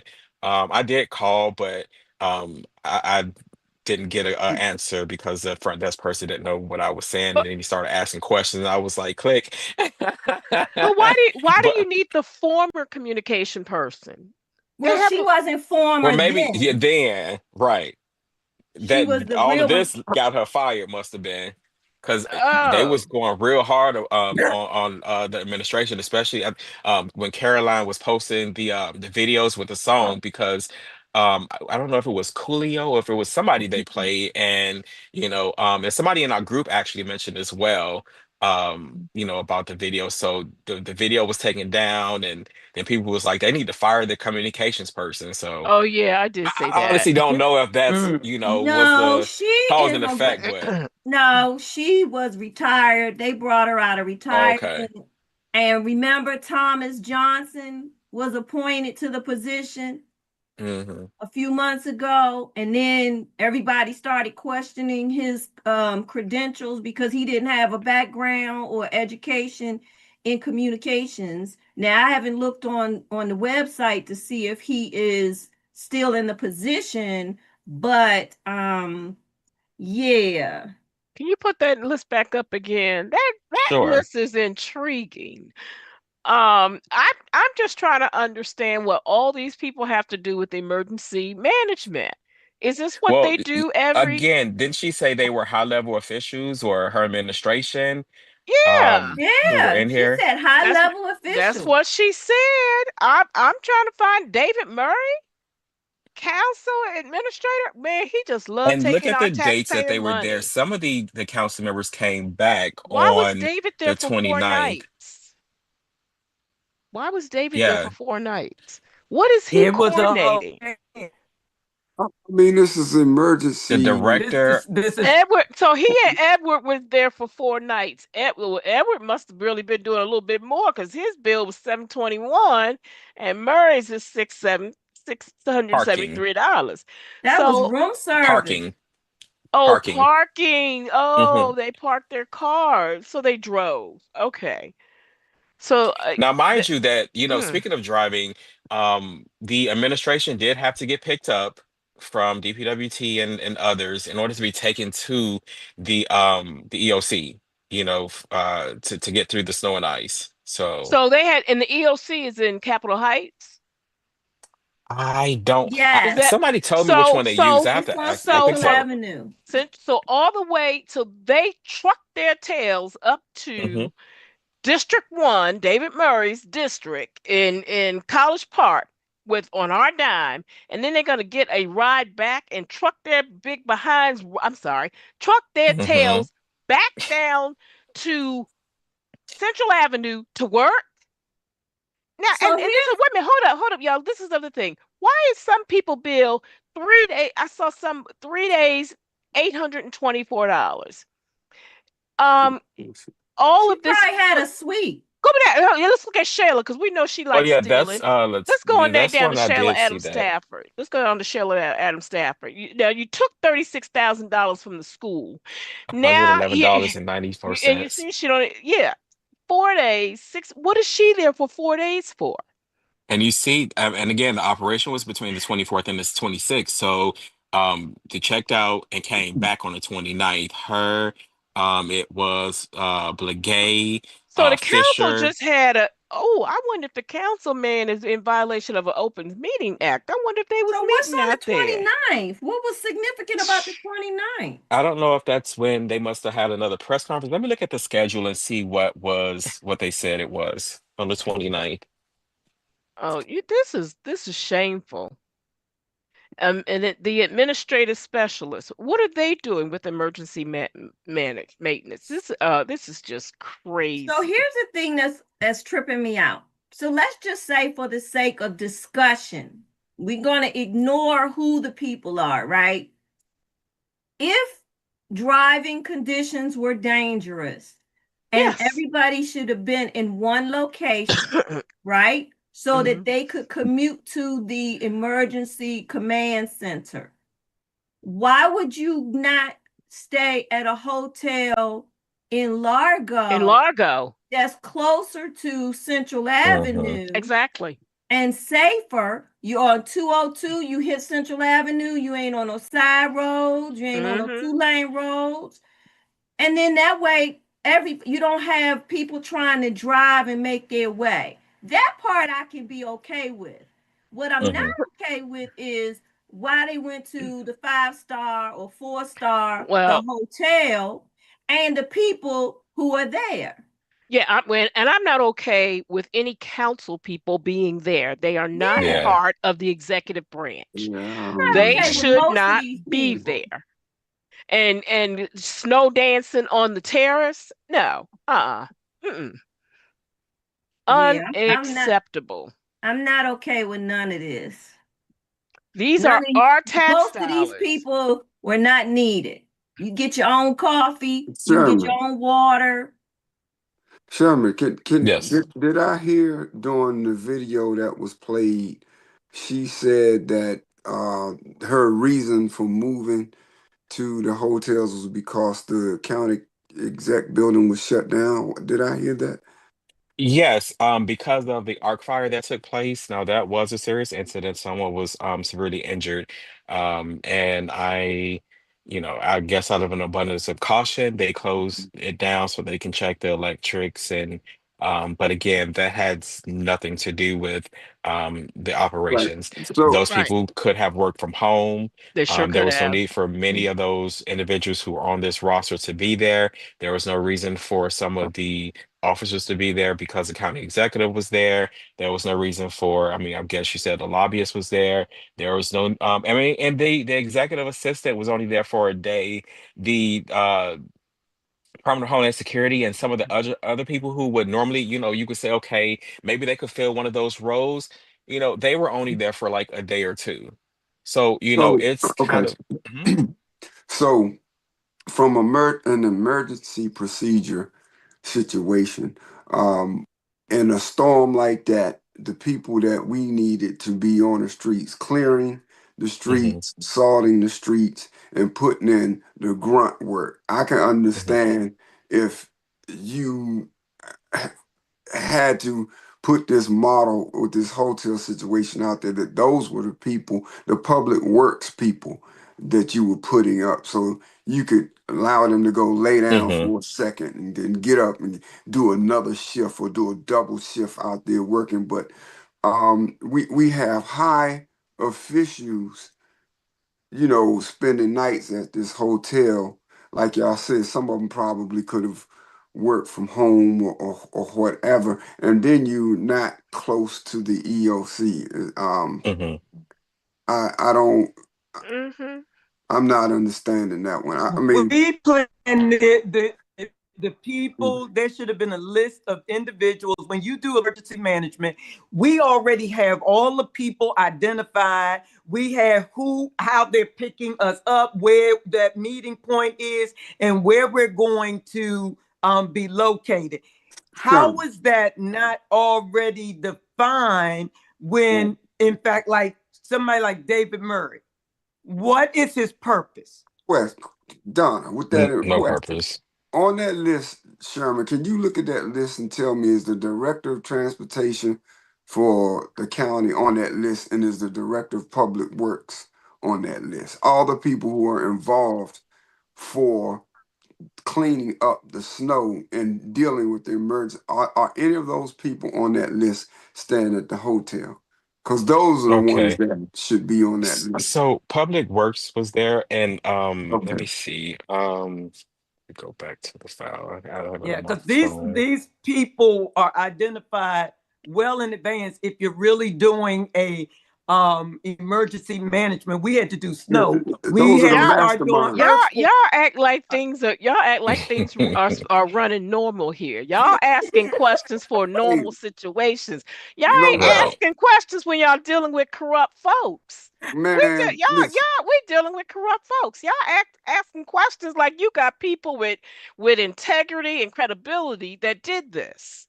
Let, let's No. say let's say that there is a reasoning because your building that you all work in has gone down and you gotta move somewhere to do business that day. That I ain't You mad at have a that part. backup, just so No, Right. you know. hold up, n- y'all. They there's could many have gone buildings. to the facility where the Hmm. real people were working. Hmm. That's what I'm they could with have Hmm. done on okay. Central Avenue. Where they did it for COVID. Exactly. I'm trying, I was getting there. Y'all got to remember, y'all ain't So dealing yeah, I with have people it. of integrity here. I'm trying to pull it up on screen. Give me 1 second. I have that and also the schedule, but you can keep talking. And If you have your major components of people who were supposed to be there to be handling the emergency cleanup of snow and a vast amount like that, I need to see those people's names on that list at Hmm. the hotel. If that's what the purpose of it is. I know what you're saying. So I'm just saying, I'm for the you people won't that's see in. it. Listen. For the people that are watching us on this chat in the public, that's what y'all need to see too. You need to see Public It's up there. Works, huh? So it's up. You had the Office of Information and Technology, the Council, Arrington Consultants, the County Executive's Office, Department of Public Works. You have Nia Brown, the Community Relations Liaison. Office of Homeland Security, you have Regis Bryant, who is an administrative assistant. From OCR, you have Chanel Dickerson. Um, of course, the council members, Monica Fisher, Katina Gomez, who's the director of OHS, Homeland Security. We don't know who Derek Green is. The question mark is there because that's Derek how they is a sent it to me. intergovernment, he's a government liaison. I thought I had told you that. So again, Okay, well, my thanks. question, sir, my question is: are all of these people there at the hotel working because they can't go to their regular office? Because what I thought these people were at the hotel for is because they were all part of the decision making process to No, remove the snow after no, after we got hit with No, all the no, snow. this no, isn't. no. Well, No. that's what she All those, said, but all now those we people, Okay, all okay. those people should have stayed in home just like they were singing in that song. Oh, they should have been staying home but because they are not the emergency workers. right. But here's my That's thing. where I'm trying. Okay. How many deputy chief of staffs do we need? And then we got a special assistant to the deputy chief of staff. I Mm-hmm. have had enough with all these fake titles. When we were in government, not to beat the dead horse, but we couldn't even hold director titles because when you hold director titles, there's a certain monetary level that you are now have to be paid in. The other thing is you have a different set of responsibilities. So they didn't want us to be able to manage a budget. They wanted to control us, so they took our director titles from us. DCAOs had a special assistant, and they may have two special assistants, and they had an admin assistant. And so my thing is this whole org chart that they have put out is ridiculous. The 3.5 million or $5 million that I got to expand her staff because it was inadequate, that's a bunch of baloney.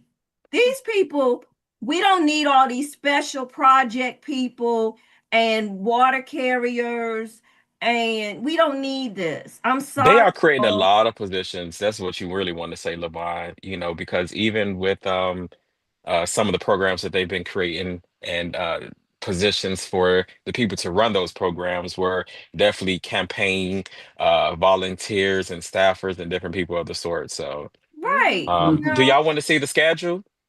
Yeah. Yeah.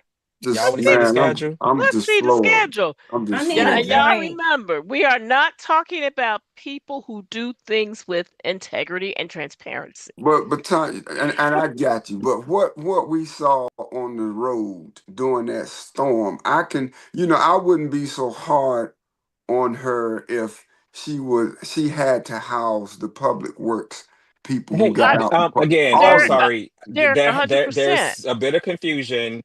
These are not the people who were doing the response. These are the people who Exactly. are just part of her team. Again, remember when I was brief and I Understand? said that Yeah. the public information officer, this is the thing that they would be doing. The only thing they did was created a communications hub where they can I mean, she says to watch the operations. Clearly, she didn't see enough of it because it was abysmal. She couldn't tell people were being stuck in the cul-de-sacs, and they didn't have a plan for that. So, no, I will not accept that by any means that, Exactly. this was necessary. Again, this was a complete waste of taxpayer dollars. It A was. complete and utter Exactly. waste of taxpayer dollars because Yeah. looking at the schedule, they woke up, they came, they arrived to orientation, they had the continental snacks or whatever it was. Then they did a break for dinner. Then they had a briefing. Then on Sunday they came back and had a press conference, had a municipal briefing. Then they turned around and did a what was next? 9:25 Put a it up on the screen live so we can broadcast see. with. Oh, I'm sorry. I thought it was up there. Excuse me. I hadn't got ahead of myself. So again, they did a live broadcast at 9:25, 9:45, 10 o'clock, 10:20. They was like, okay, well now it's time for the social media parties. Um and again they broke for brunch. And this seems like, it was unnecessary. They claimed they were dispatching for um for responses to different locations. But again, that hampered responses because those resources should have been tied to DPWT and the response. They should have been telling people where to go and what to do because they should be tracking, where they've been. Mm-hmm. This here That's all was I'm saying. nothing in comparison to what, and then again, they had to leave this location and go to the EOC. That's the So crazy part. why They, didn't they they get had to go where the someplace work was being closer? done. Exactly. Exactly. You They see had that to they have it go in the to the schedule. workers. Look, January 25th at noon, meeting Department of Homeland at EOC in person. See? So they go back to the party hotel to on our dime and enjoy themselves dancing on the. You got the picture of them dancing on the terrace, dancing and jumping on the terrace like they were a bunch of I didn't snow upload it. bunnies, and then using our dollars, and then going to be chauffeured back on the highways to where people are working. $18,000 for how Unacceptable. many ever hours they were actually in that conference room. $11,000 for the conference space. 15,000 for the hotel room. 16. You all can round up and down however you want to do it. But the point of the fact of the matter is, this was unnecessary. Then it was $448 in parking. So And while Wait a people may minute, wait a sound like minute, this a wait a drop minute. in the bucket, Question. You said it was mhm, $448 for parking. in total But for but everyone wait who parked. wait a minute. But I so thought so cars they weren't supposed to be on the road. hold it. But as a guest at that particular hotel, you're charging Mhm. me to park my car in your parking Yes. lot? Yeah, hotels Yeah. always do that. But the thing is, why that's why you keep your butt at home in the snow. so How did they get up there? I have something to say about this because Hmm. when she says it's going to be $16 million and this is a drop in the bucket, Hmm. it ain't your money. Right. It's not. If I asked her to spend the same percentage of money in any amount and she deemed it wasteful, she wouldn't want to spend it. She would say no. This money doesn't belong to y'all. This is not your daddy's business. This ain't Hmm. your trust fund. And the dismissiveness of that, Mm-hmm. 40 Hmm. something I thousand do it dollars again. could have housed some families who are sleeping in their cars. Hmm. 40 something thousand dollars could have fed some folks who were in furlough mode from the shutdown, who Snow missed melt. out on $1,000 that they gave with no strings attached and no criteria for qualifications. I just I have a problem with the audacity of arrogance that Mm-hmm. these people are carrying. But it's You not just know, the people. You have to think about it's the voters as well. It's some of us, our friends and our family, who believe that it's a drop in the bucket. And I take issue with that all the time because I'm like, this was 40,000. Taraji was what, 50,000 for 30 hair and million, makeup. oh, Well, 50, that was yeah. just for her 30 hair and million is for the makeup. Temple Hill Community Center. Right, exactly. So then you have, the crab fees and everything up, and then the school system have 150,000 million budget deficit. Don't You forget them got people, Fantasia tickets. That was 40 something thousand. yeah, And yeah. don't forget All these drops in the don't forget the buckets. $500,000 for the interim superintendent Right, who right, has us in right. $150 million deficit in this Oh, Yeah. and we coming still year. don't know how So much the 100-day party costs because I haven't seen a number on that Oh yeah. For parking planning or for the county for Yeah, the because county everybody was doing executive. county 100 executive. days. Yeah, I was supposed to get the MPIA for that 100-day for both of those really to see what that was. But again, people keep talking about drops in a bucket, and this bucket has a hole in it. Mm-hmm. We And need let's to not be forget serious about this because retirees, county employees, y'all better be careful. Y'all better be careful Mm-hmm. because there's going to come a time they're already negotiating contracts and trying to make sure that they your benefits. But there are a lot of reports that I have been reading in this new budget that paints a different picture than what they've been telling you about this zero budget. Right. Because there's going to come a time we can't even verify the amount that we owe on some of the benefits, such as healthcare and different stuff like that. So, and that's going to be what I'm talking about on the next episode of CAG, when we come back, not next Wednesday, but the following, because the public needs to know of the situation we're in. Now, Well, and oh, go ahead, Levon. mm, I forgot. And for all of you who keep saying, okay, we hear y'all telling us what the problem, what do we do? And we have said it over and over and over and over again, but we're gonna say it again. You know what you need to do? One, when you vote, you need to make sure that you do not vote back. Now, fortunately, if they're unopposed, you can't do anything. But for the other ones that do have an opponent, they do not need to get back in office. Plain and simple. Stop saying you're sick and tired, you're sick and tired, you're sick and tired, but you don't go out and vote, or you go out and vote for Mm-hmm. the same old mess. Two, we don't have a recall law in on the Mm-hmm. books, and we can't have it until we have a constitutional amendment. Yep. Contact your senator, your state senator, your delegate, the governor, and you petition them, the speaker of the house, the senate president, and you start pushing today and tell them in Yep. 2027 we want constitutional amendment so that we can have a recall law inside of counties that have home Mm-hmm. rule, because right Yeah. now it can't happen. If it was Yeah. a municipality, a municipality could do it. They could do their Yeah. own recalls, but not within these counties that are under home rule. Mm-hmm. So you need to Yeah. start writing these people for that now. You need to start you Yeah, need to that's start exactly what I'm running on as well, Tanya. I know Greg Holmes has talked about that, Office of Inspector General, and when I ran for county executive in 22, that's what I was talking about as well. So I applaud him for going a step further and trying to get a ballot measure for it. But I want to take it a step further, and that's what we have well been talking about I felt well on let me CAG because is to I'm do that old, recall. I'll forget. I'll forget my Oh, go ahead. thoughts. So let me that's like I keep hitting my finger. Go ahead. I'm sorry. Go ahead. For the nonprofits and these collectives, you need to start requesting their financial statements, because nonprofits are not supposed to have a certain percentage of their revenues coming in from government agencies. And that's it.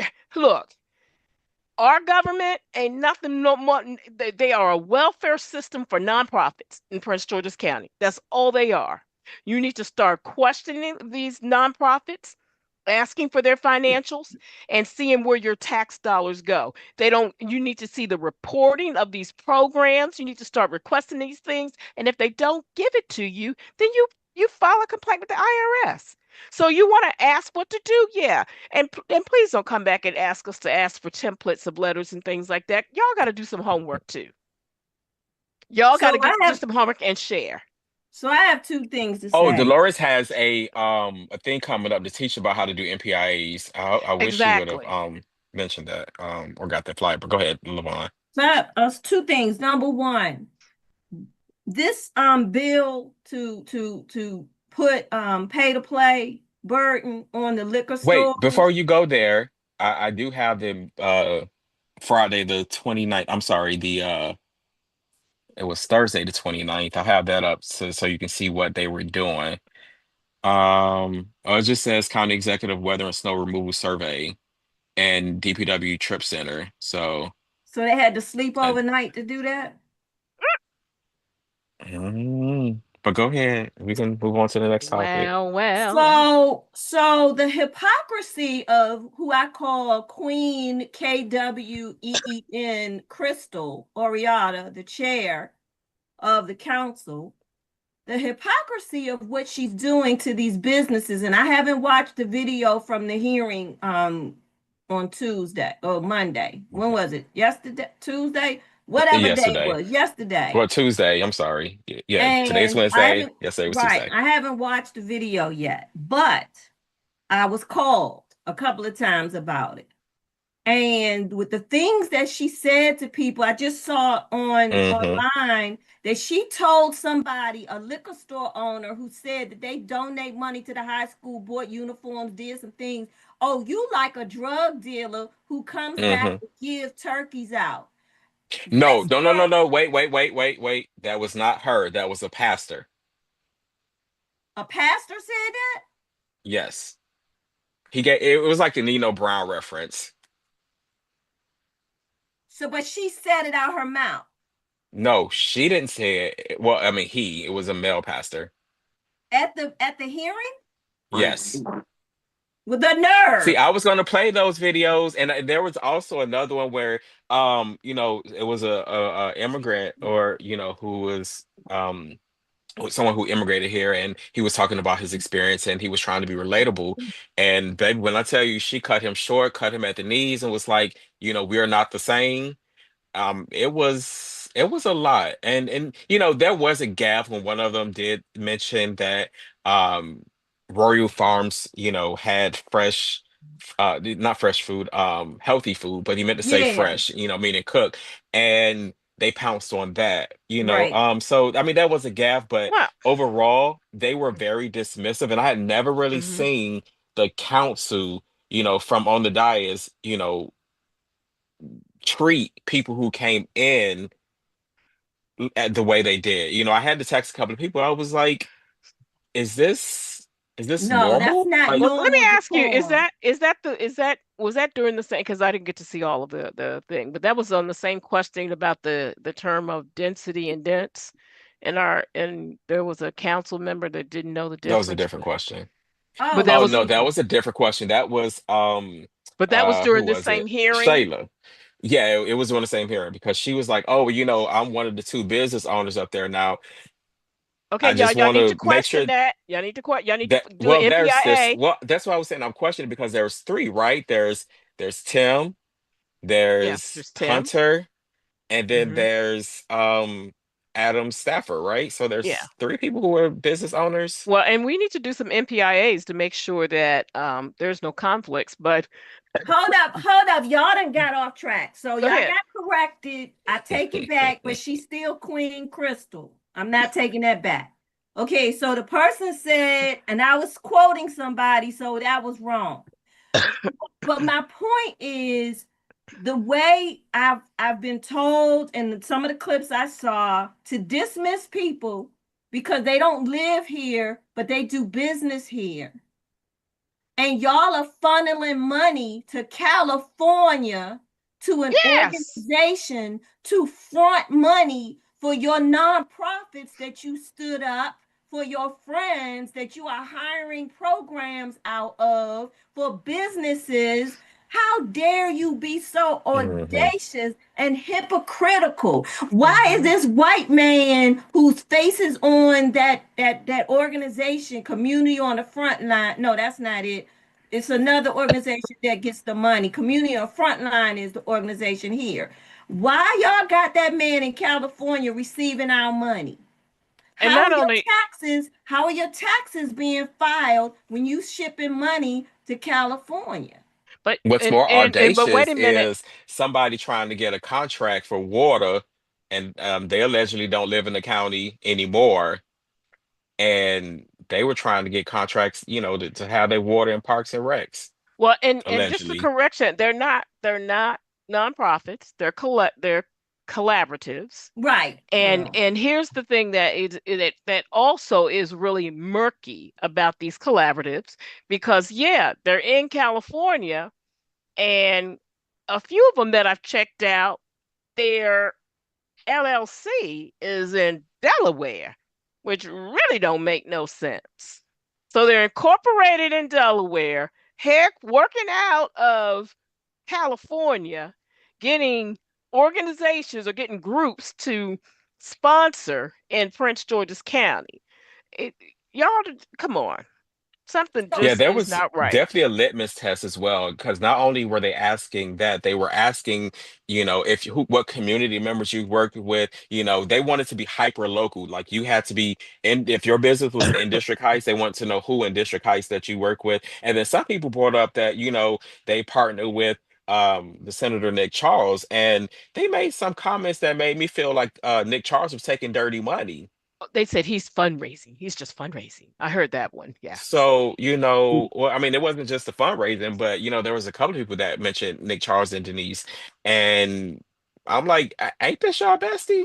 They rolling the bus over everybody, man. You talk about Because power that's a hungry. deflection. They They don't want you feel to know what they're doing. they That's called a right. They feeling deflection. themselves. And then let me Yeah. just say this thing about the park and planning hearing last week that I sat through, and she treated Queen Crystal treated two men who are old enough to be her daddy and maybe granddaddy if they was out sowing oats young. She talked to them like she had done a congressional subpoena and that they were under sworn oath. She said, just say yes or no. And if you don't know, say, I don't know. Oh, you can just sit with that. I don't want your comment. If you don't know, it's okay. I mean, the rudeness of her. And it was like she Mhm. and Ed were playing good Whew. cop, bad Tag. cop. And Ed was like, well, let me just make sure that I remember this. I'm recalling this the way we talked about this. Remember, we had this meeting, Mr. Chairman. So he want Wait, everybody you to changed the know, conversation again? huh? Did you change the conversation? No, I'm talking Oh, about okay. the audacity of their hypocrisy.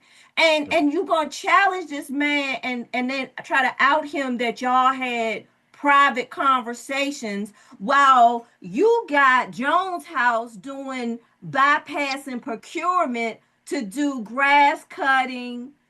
We still don't know how he went to Puerto Rico. They called that out that day. And so they just need to back You up. did change the conversation. No, they need to back No, up she's and still talking stop. about Queen. She's I'm talking about Queen talking Crystal. Yeah, about, but she's talking about a different meeting at this point. Because I'm like, are we still talking But about the she's just bill, the rolling it all syntax, up. I or? was just giving an Oh, example of okay. how, No, I just wanted to make sure so I could follow, so I can comment as well about that. okay, so they just need to slow their roll on their bullying because that's what they doing. They I know. bullying while they hiding money, moving money, spending Yes. money, and being rude to constituents who need them and they are vulnerable to them, and so they get to play on their emotions and their needs, and all of us are not in that place. So the last comment I have is for the people who follow CAG. If you are on the CAG Facebook page and you come on that page and say what you don't think is going to happen, or you tell us that we Keep it to wasted our yourself. time, or you are being dismissive, please unfollow us because we are here to encourage people, to lift people up, to educate and inform people so that they have what they need to advocate for themselves on the issues that are important to them. We don't need the naysaying and the negativity about you don't think. We don't care what you think. If you're not out here raising the flag, waving the flag, yelling in the bullhorn, Writing these letters. things are not right, then CAG is not for you. So why are you on the page? It's really disrespectful. Now I know some of y'all probably friends of the people that we are addressing because we're not talking about them. We are addressing their behaviors and their actions and their choices. But we are here for accountability, and whatever that looks like, that's how we going to push it through and promote it and encourage it. And if you need help, ask us how to do it, but don't expect us to read all the documents and then regurgitate for the 100th time something that we talked about a year ago. And we got those little round buttons at the top of the Facebook page that you can click on and find out anything, or you can go to YouTube and look at our old videos and get caught up. Yeah. And If I you know had my what? Can yellow I just say bonnet something real photo, I'd quick? definitely be like this. Uh, Yes, after I say this, it's Go been ahead. 163 days since Prince George's County had an auditor. Go ahead, hmm Tanya. And then and I'm gonna add on to that too. And but I would say don't leave the page. Get educated. Listen to what we read because you know what? so many times when we have been talking about these things for years, and now you all are seeing it more and more and more because you're being impacted more.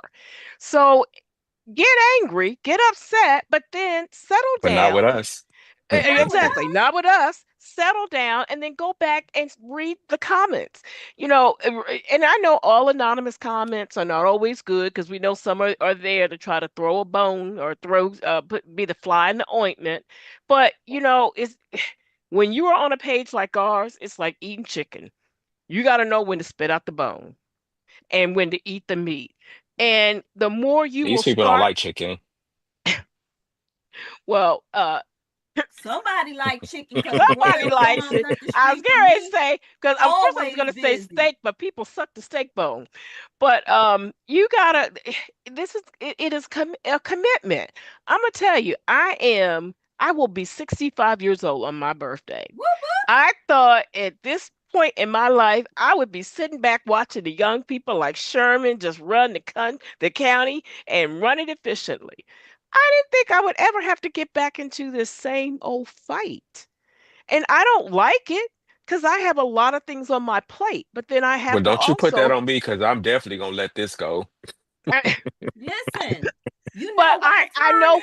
I know what is important. I But know you Hmm. what's that? But you know why you are and we are in this position? Because the elders who were elders when we were Sherman's age and a little bit older won't go sit down. And they have treated these rebels like they're your grandchildren that you can't get out of your house. And so you got people with nonprofit organizations that are getting money. Their grandkids got jobs Well, with this person and that person. So they are in the way and they have but it's the created this, pattern too, though. but they are responsible for that. That's what I'm saying. Instead of them having the attitude that you had, they've been stirring up trouble, keeping nonsense going. They part of the culture of corruption.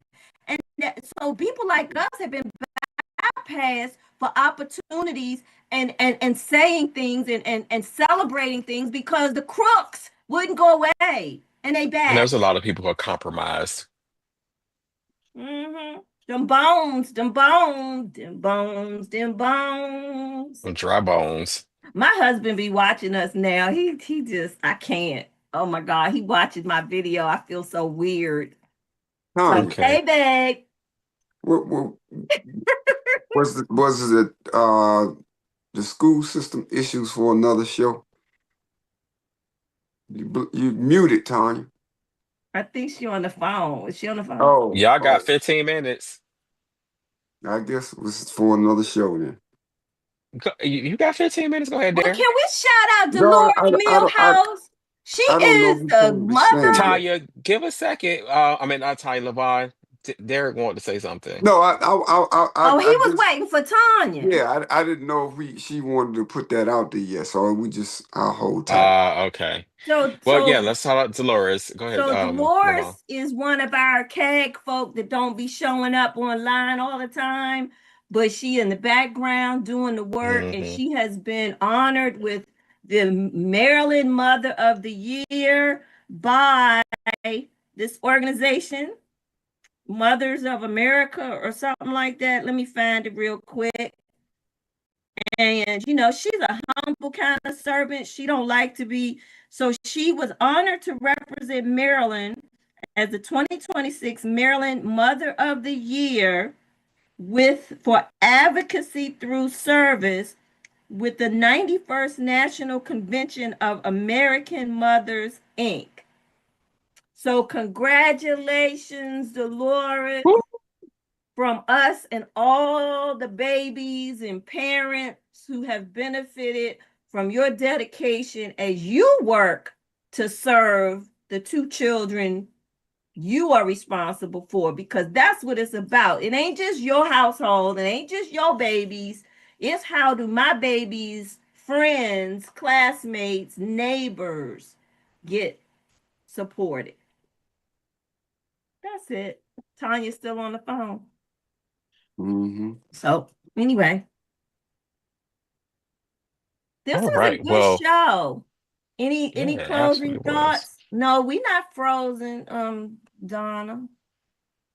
Oh, you already answered. Any closing thoughts, people?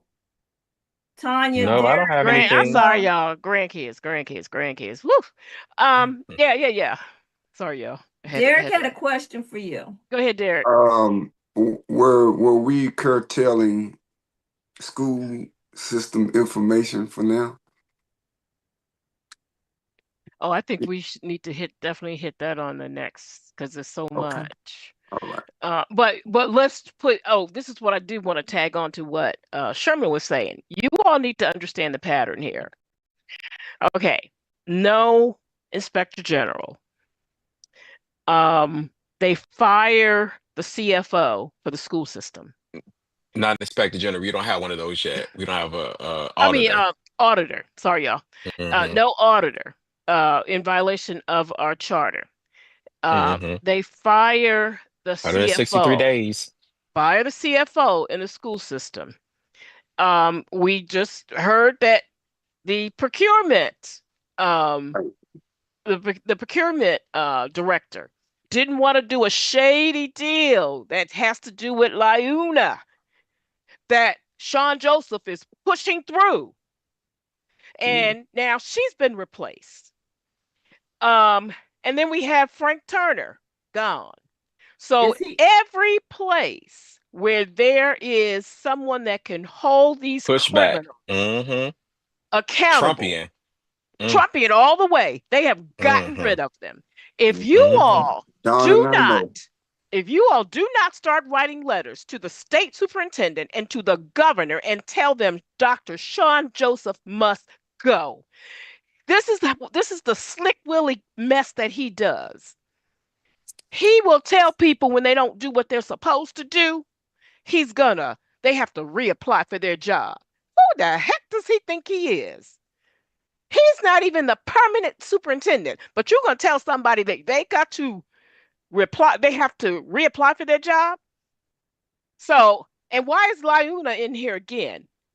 Liuna, again, remember y'all, Liuna is the union that has been in Edward Burroughs' pockets, where we had $500,000 back in 2021 when Dr. Juanita Miller exposed that corruption, that over $500,000 of so-called asbestos removals.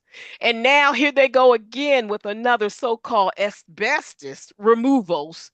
And because a woman of integrity who was the director of procurement refused to comply, she's out. And Sean Joseph got the nerve to come up here with his little slick Willie smile and talk about the stars aligning for him. He needs to see silver bracelets like all the rest of them. Mm. Well, So you So know, I did just we? we're found gonna give out y'all that more information on that. Go ahead. So we. I just found out that Eric Irving, the lawyer that did the parking planning report, was fired as well, or was released. The council administrator let them go. So Oh, so see, there's a lot of people who everybody. are being. So Hmm. Lindsay Watts is gone. She was their Hmm. pet Well, communications she what got did what she they deserved because they she call her carried their dirty water. a senior director of communications, and that was a created job. So they got rid of her because I guess she got in a disagreement with them. They But yeah, fired I don't somebody feel else sorry for that's her. I'm not saying I feel sorry for her. I'm saying that they turning coat on each other now. Well, they're And doing then that too. somebody else who does some finance work in the council, she got fired or asked to retire. I'm not sure which one. So does anybody know out there in these Look, internet streets whistleblowers, how to reach whistleblowers. right? Anybody out here in these internet streets know how to find Frank Turner and tell him to blink 3 times? Because we need to connect. We need to talk to him. Don't be scared. You Well, you y'all, we need whistleblowers. We need you whistleblowers to get together and unite. They can't fire everybody. Y'all need to get together, unite, and y'all need to start sending evidence of these criminals' actions because folks need silver bracelets. They need to get out of this county. Every time we get one pot of money, they go out it. I mean, they're worse than maggots. They go after every dollar we have in this county.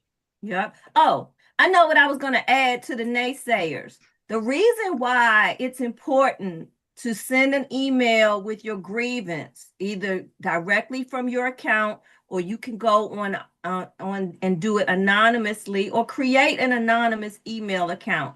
But when you go to the Office of Ethics and Accountability or anywhere else, your goal is not to prevent an outcome. Your goal is to build up towards an outcome. So if everybody is silent, then they have nothing to build a case on. It's not our job to second guess and doubt what that office can do. You may be the one testimonial or complaint that's going to make a difference in a legal action, because Todd Turner is the director. He goes to the ethics board, and the board decides what the next steps are. And they may decide this looks criminal to us, and we're not going back to the county executive, or we're not going back to the council. So every bit of information helps to build the case against corruption. Because these people have no subpoena power. Anything that you know. Don't dismiss your concerns. That was the other side of the naysayer piece. And what we have 6 minutes, Derek. I'm sorry, since I told a little bit more, go ahead and share your little part too. I'm sorry. I should say your little part. No, you already said it about the purchasing director. It's we're if we're gonna go next week or something, the next time we'll get deeper into it. Okay. But y'all need to listen out for Liuna. Y'all need to listen out for Largo. Y'all need to listen out for whispers of asbestos. And you need to listen for what do they call it, Derek? They're calling it workforce thing, or I don't remember. some type of special projects. If you hear about that, y'all need to understand they're about to steal money. While they're cutting programs, they want to line Liuna's pocket with $2 million of our students' money. I will say this to the school system and to our county people. When you hire people that go to school for certain areas of professionalism, you are asking them for their expertise to lead that part of your organization. To ask them to do corrupted things and to sign contracts where people are going to get money under the table that will affect the functionality of that person's organization or department that they sit over. You got to stop, man, because look at where it is getting our county. We are not as efficient or productive as we should be on the backs of corruptions and people just being greedy for power and money. Why even hire a person to be the director? Run the department yourself so you can do all the corrupted stuff you want to do. Don't do that to people, their careers, and to their families. Now that those two people, CFO and a purchasing director, without But a remember job. now, Derek, they were already there. Mr. Corrupt Man slithered up in there. He's the Well, one who slithered in there. I got you. I'm just So, saying I that. mean, yeah, we just call it like it is. We are dealing with corrupt people that are slithered into our system. And they are making the lives of the people with integrity. They're Living hell. making their lives living just chaos. He doesn't care about. He didn't hire anybody. He doesn't care. He's being paid $500,000 to carry out an agenda, and that is what he's doing. An agenda that has gotten us $150 million in debt in less than And 9 months. none of that agenda is preparing our children, the leaders of the future. Not if let's just say they don't go to college. If they come straight out of high school, you're not even preparing them for society and to go straight into the workforce, let alone to be prepared to go to college and then come into the workforce. We're failing our kids off of this Where's the mental health workforce bill. here for them to go into after high school? Where would they go? No, that's a serious question. No, I get it. I mean, I know coming up during Levon's time, my time, Is there time, anybody else Don's that time. that would know? I'm sorry, Derek. I don't mean to cut you off, but I'm Say just that again. curious. No, I was just curious if the ladies knew where some of these, high schoolers would go. Because I know while they were in high school, a lot of them were working at Six Flags. But where is their job market? I'm honestly just curious here in Prince George's, or do they Well, have to are a branch lot of out? the vocational programs that used to be in place in Prince George's County schools still there from Levon, uh, Tanya, and Donna, and myself were in high school? I mean, maybe I haven't kept up with them, but I don't think they're as prominent as they were when we were in school. Like, okay, say if you didn't want to go to college, they had the cosmetology and barbering vocation. They, They had No, electrical trades I and all get this that they stuff. have those programs, but Yeah. that's not necessarily the question that I'm asking. So let me rephrase it. For individuals who come out who didn't take any of those trades, or where is the typical job market, or what type of industry do they have here in the in the county county. retail, that Yeah. oh Mickey D's. restaurants. Mickey D's. That's Yeah, it.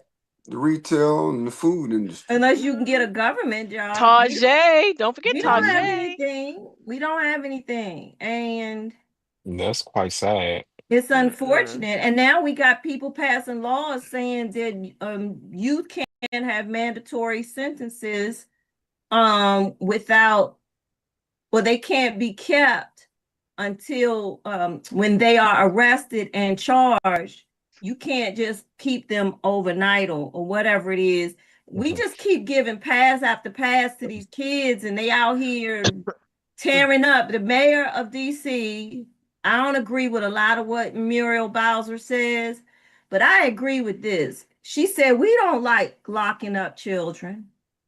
And she was talking about all of Somebody the does. issues that the police have with the kids. She said, but we just need the parents to keep their children at home. Why is that so hard? Keep your children at home, but there's no discipline. Life is just, I wouldn't want my kid hanging out in the street because it's just you a minor, ain't nothing in the street for you. Because And whatever happens especially to that, like, you, I grew up in the town where they say ain't nothing open but legs in the hospital. right. So my thing is, my mother Sadly. knew where I was, and we didn't even have phones in our pockets. These people act like they don't know that where their kids are, and they got phones, they got trackers. My kids went down to the Navy Yard Saturday, and I was like, "What y'all going down there for?" And they said, well, it's a R&B something, something, something. But they were back well before dark. Like you got to Hmm. exercise some common sense too. But your kids are problems. The smart kids, the scholarly kids, the knucklehead kids, the athletic kids, y'all got problem kids. Mhm. Well, we thank you all so much for joining us here tonight on CAG Check. I know we have gave you a wealth of information, and what you do with it, I want to say is on you, but I hope you do something positive and productive. You question your government more. Don't always just go with the first thing that they say. It's important to, study to show that self-approval as well. So again, everyone who has watched us here on Facebook, YouTube, and all the other tubes and social medias, we appreciate you. Don't forget to like, follow, and subscribe. And good And night. share, Good and night. And share. share. And Yes, right. yes, and share. Stop being gatekeepers. Get involved with us. Hit the Yes. three little dots on the Facebook page and hit copy link.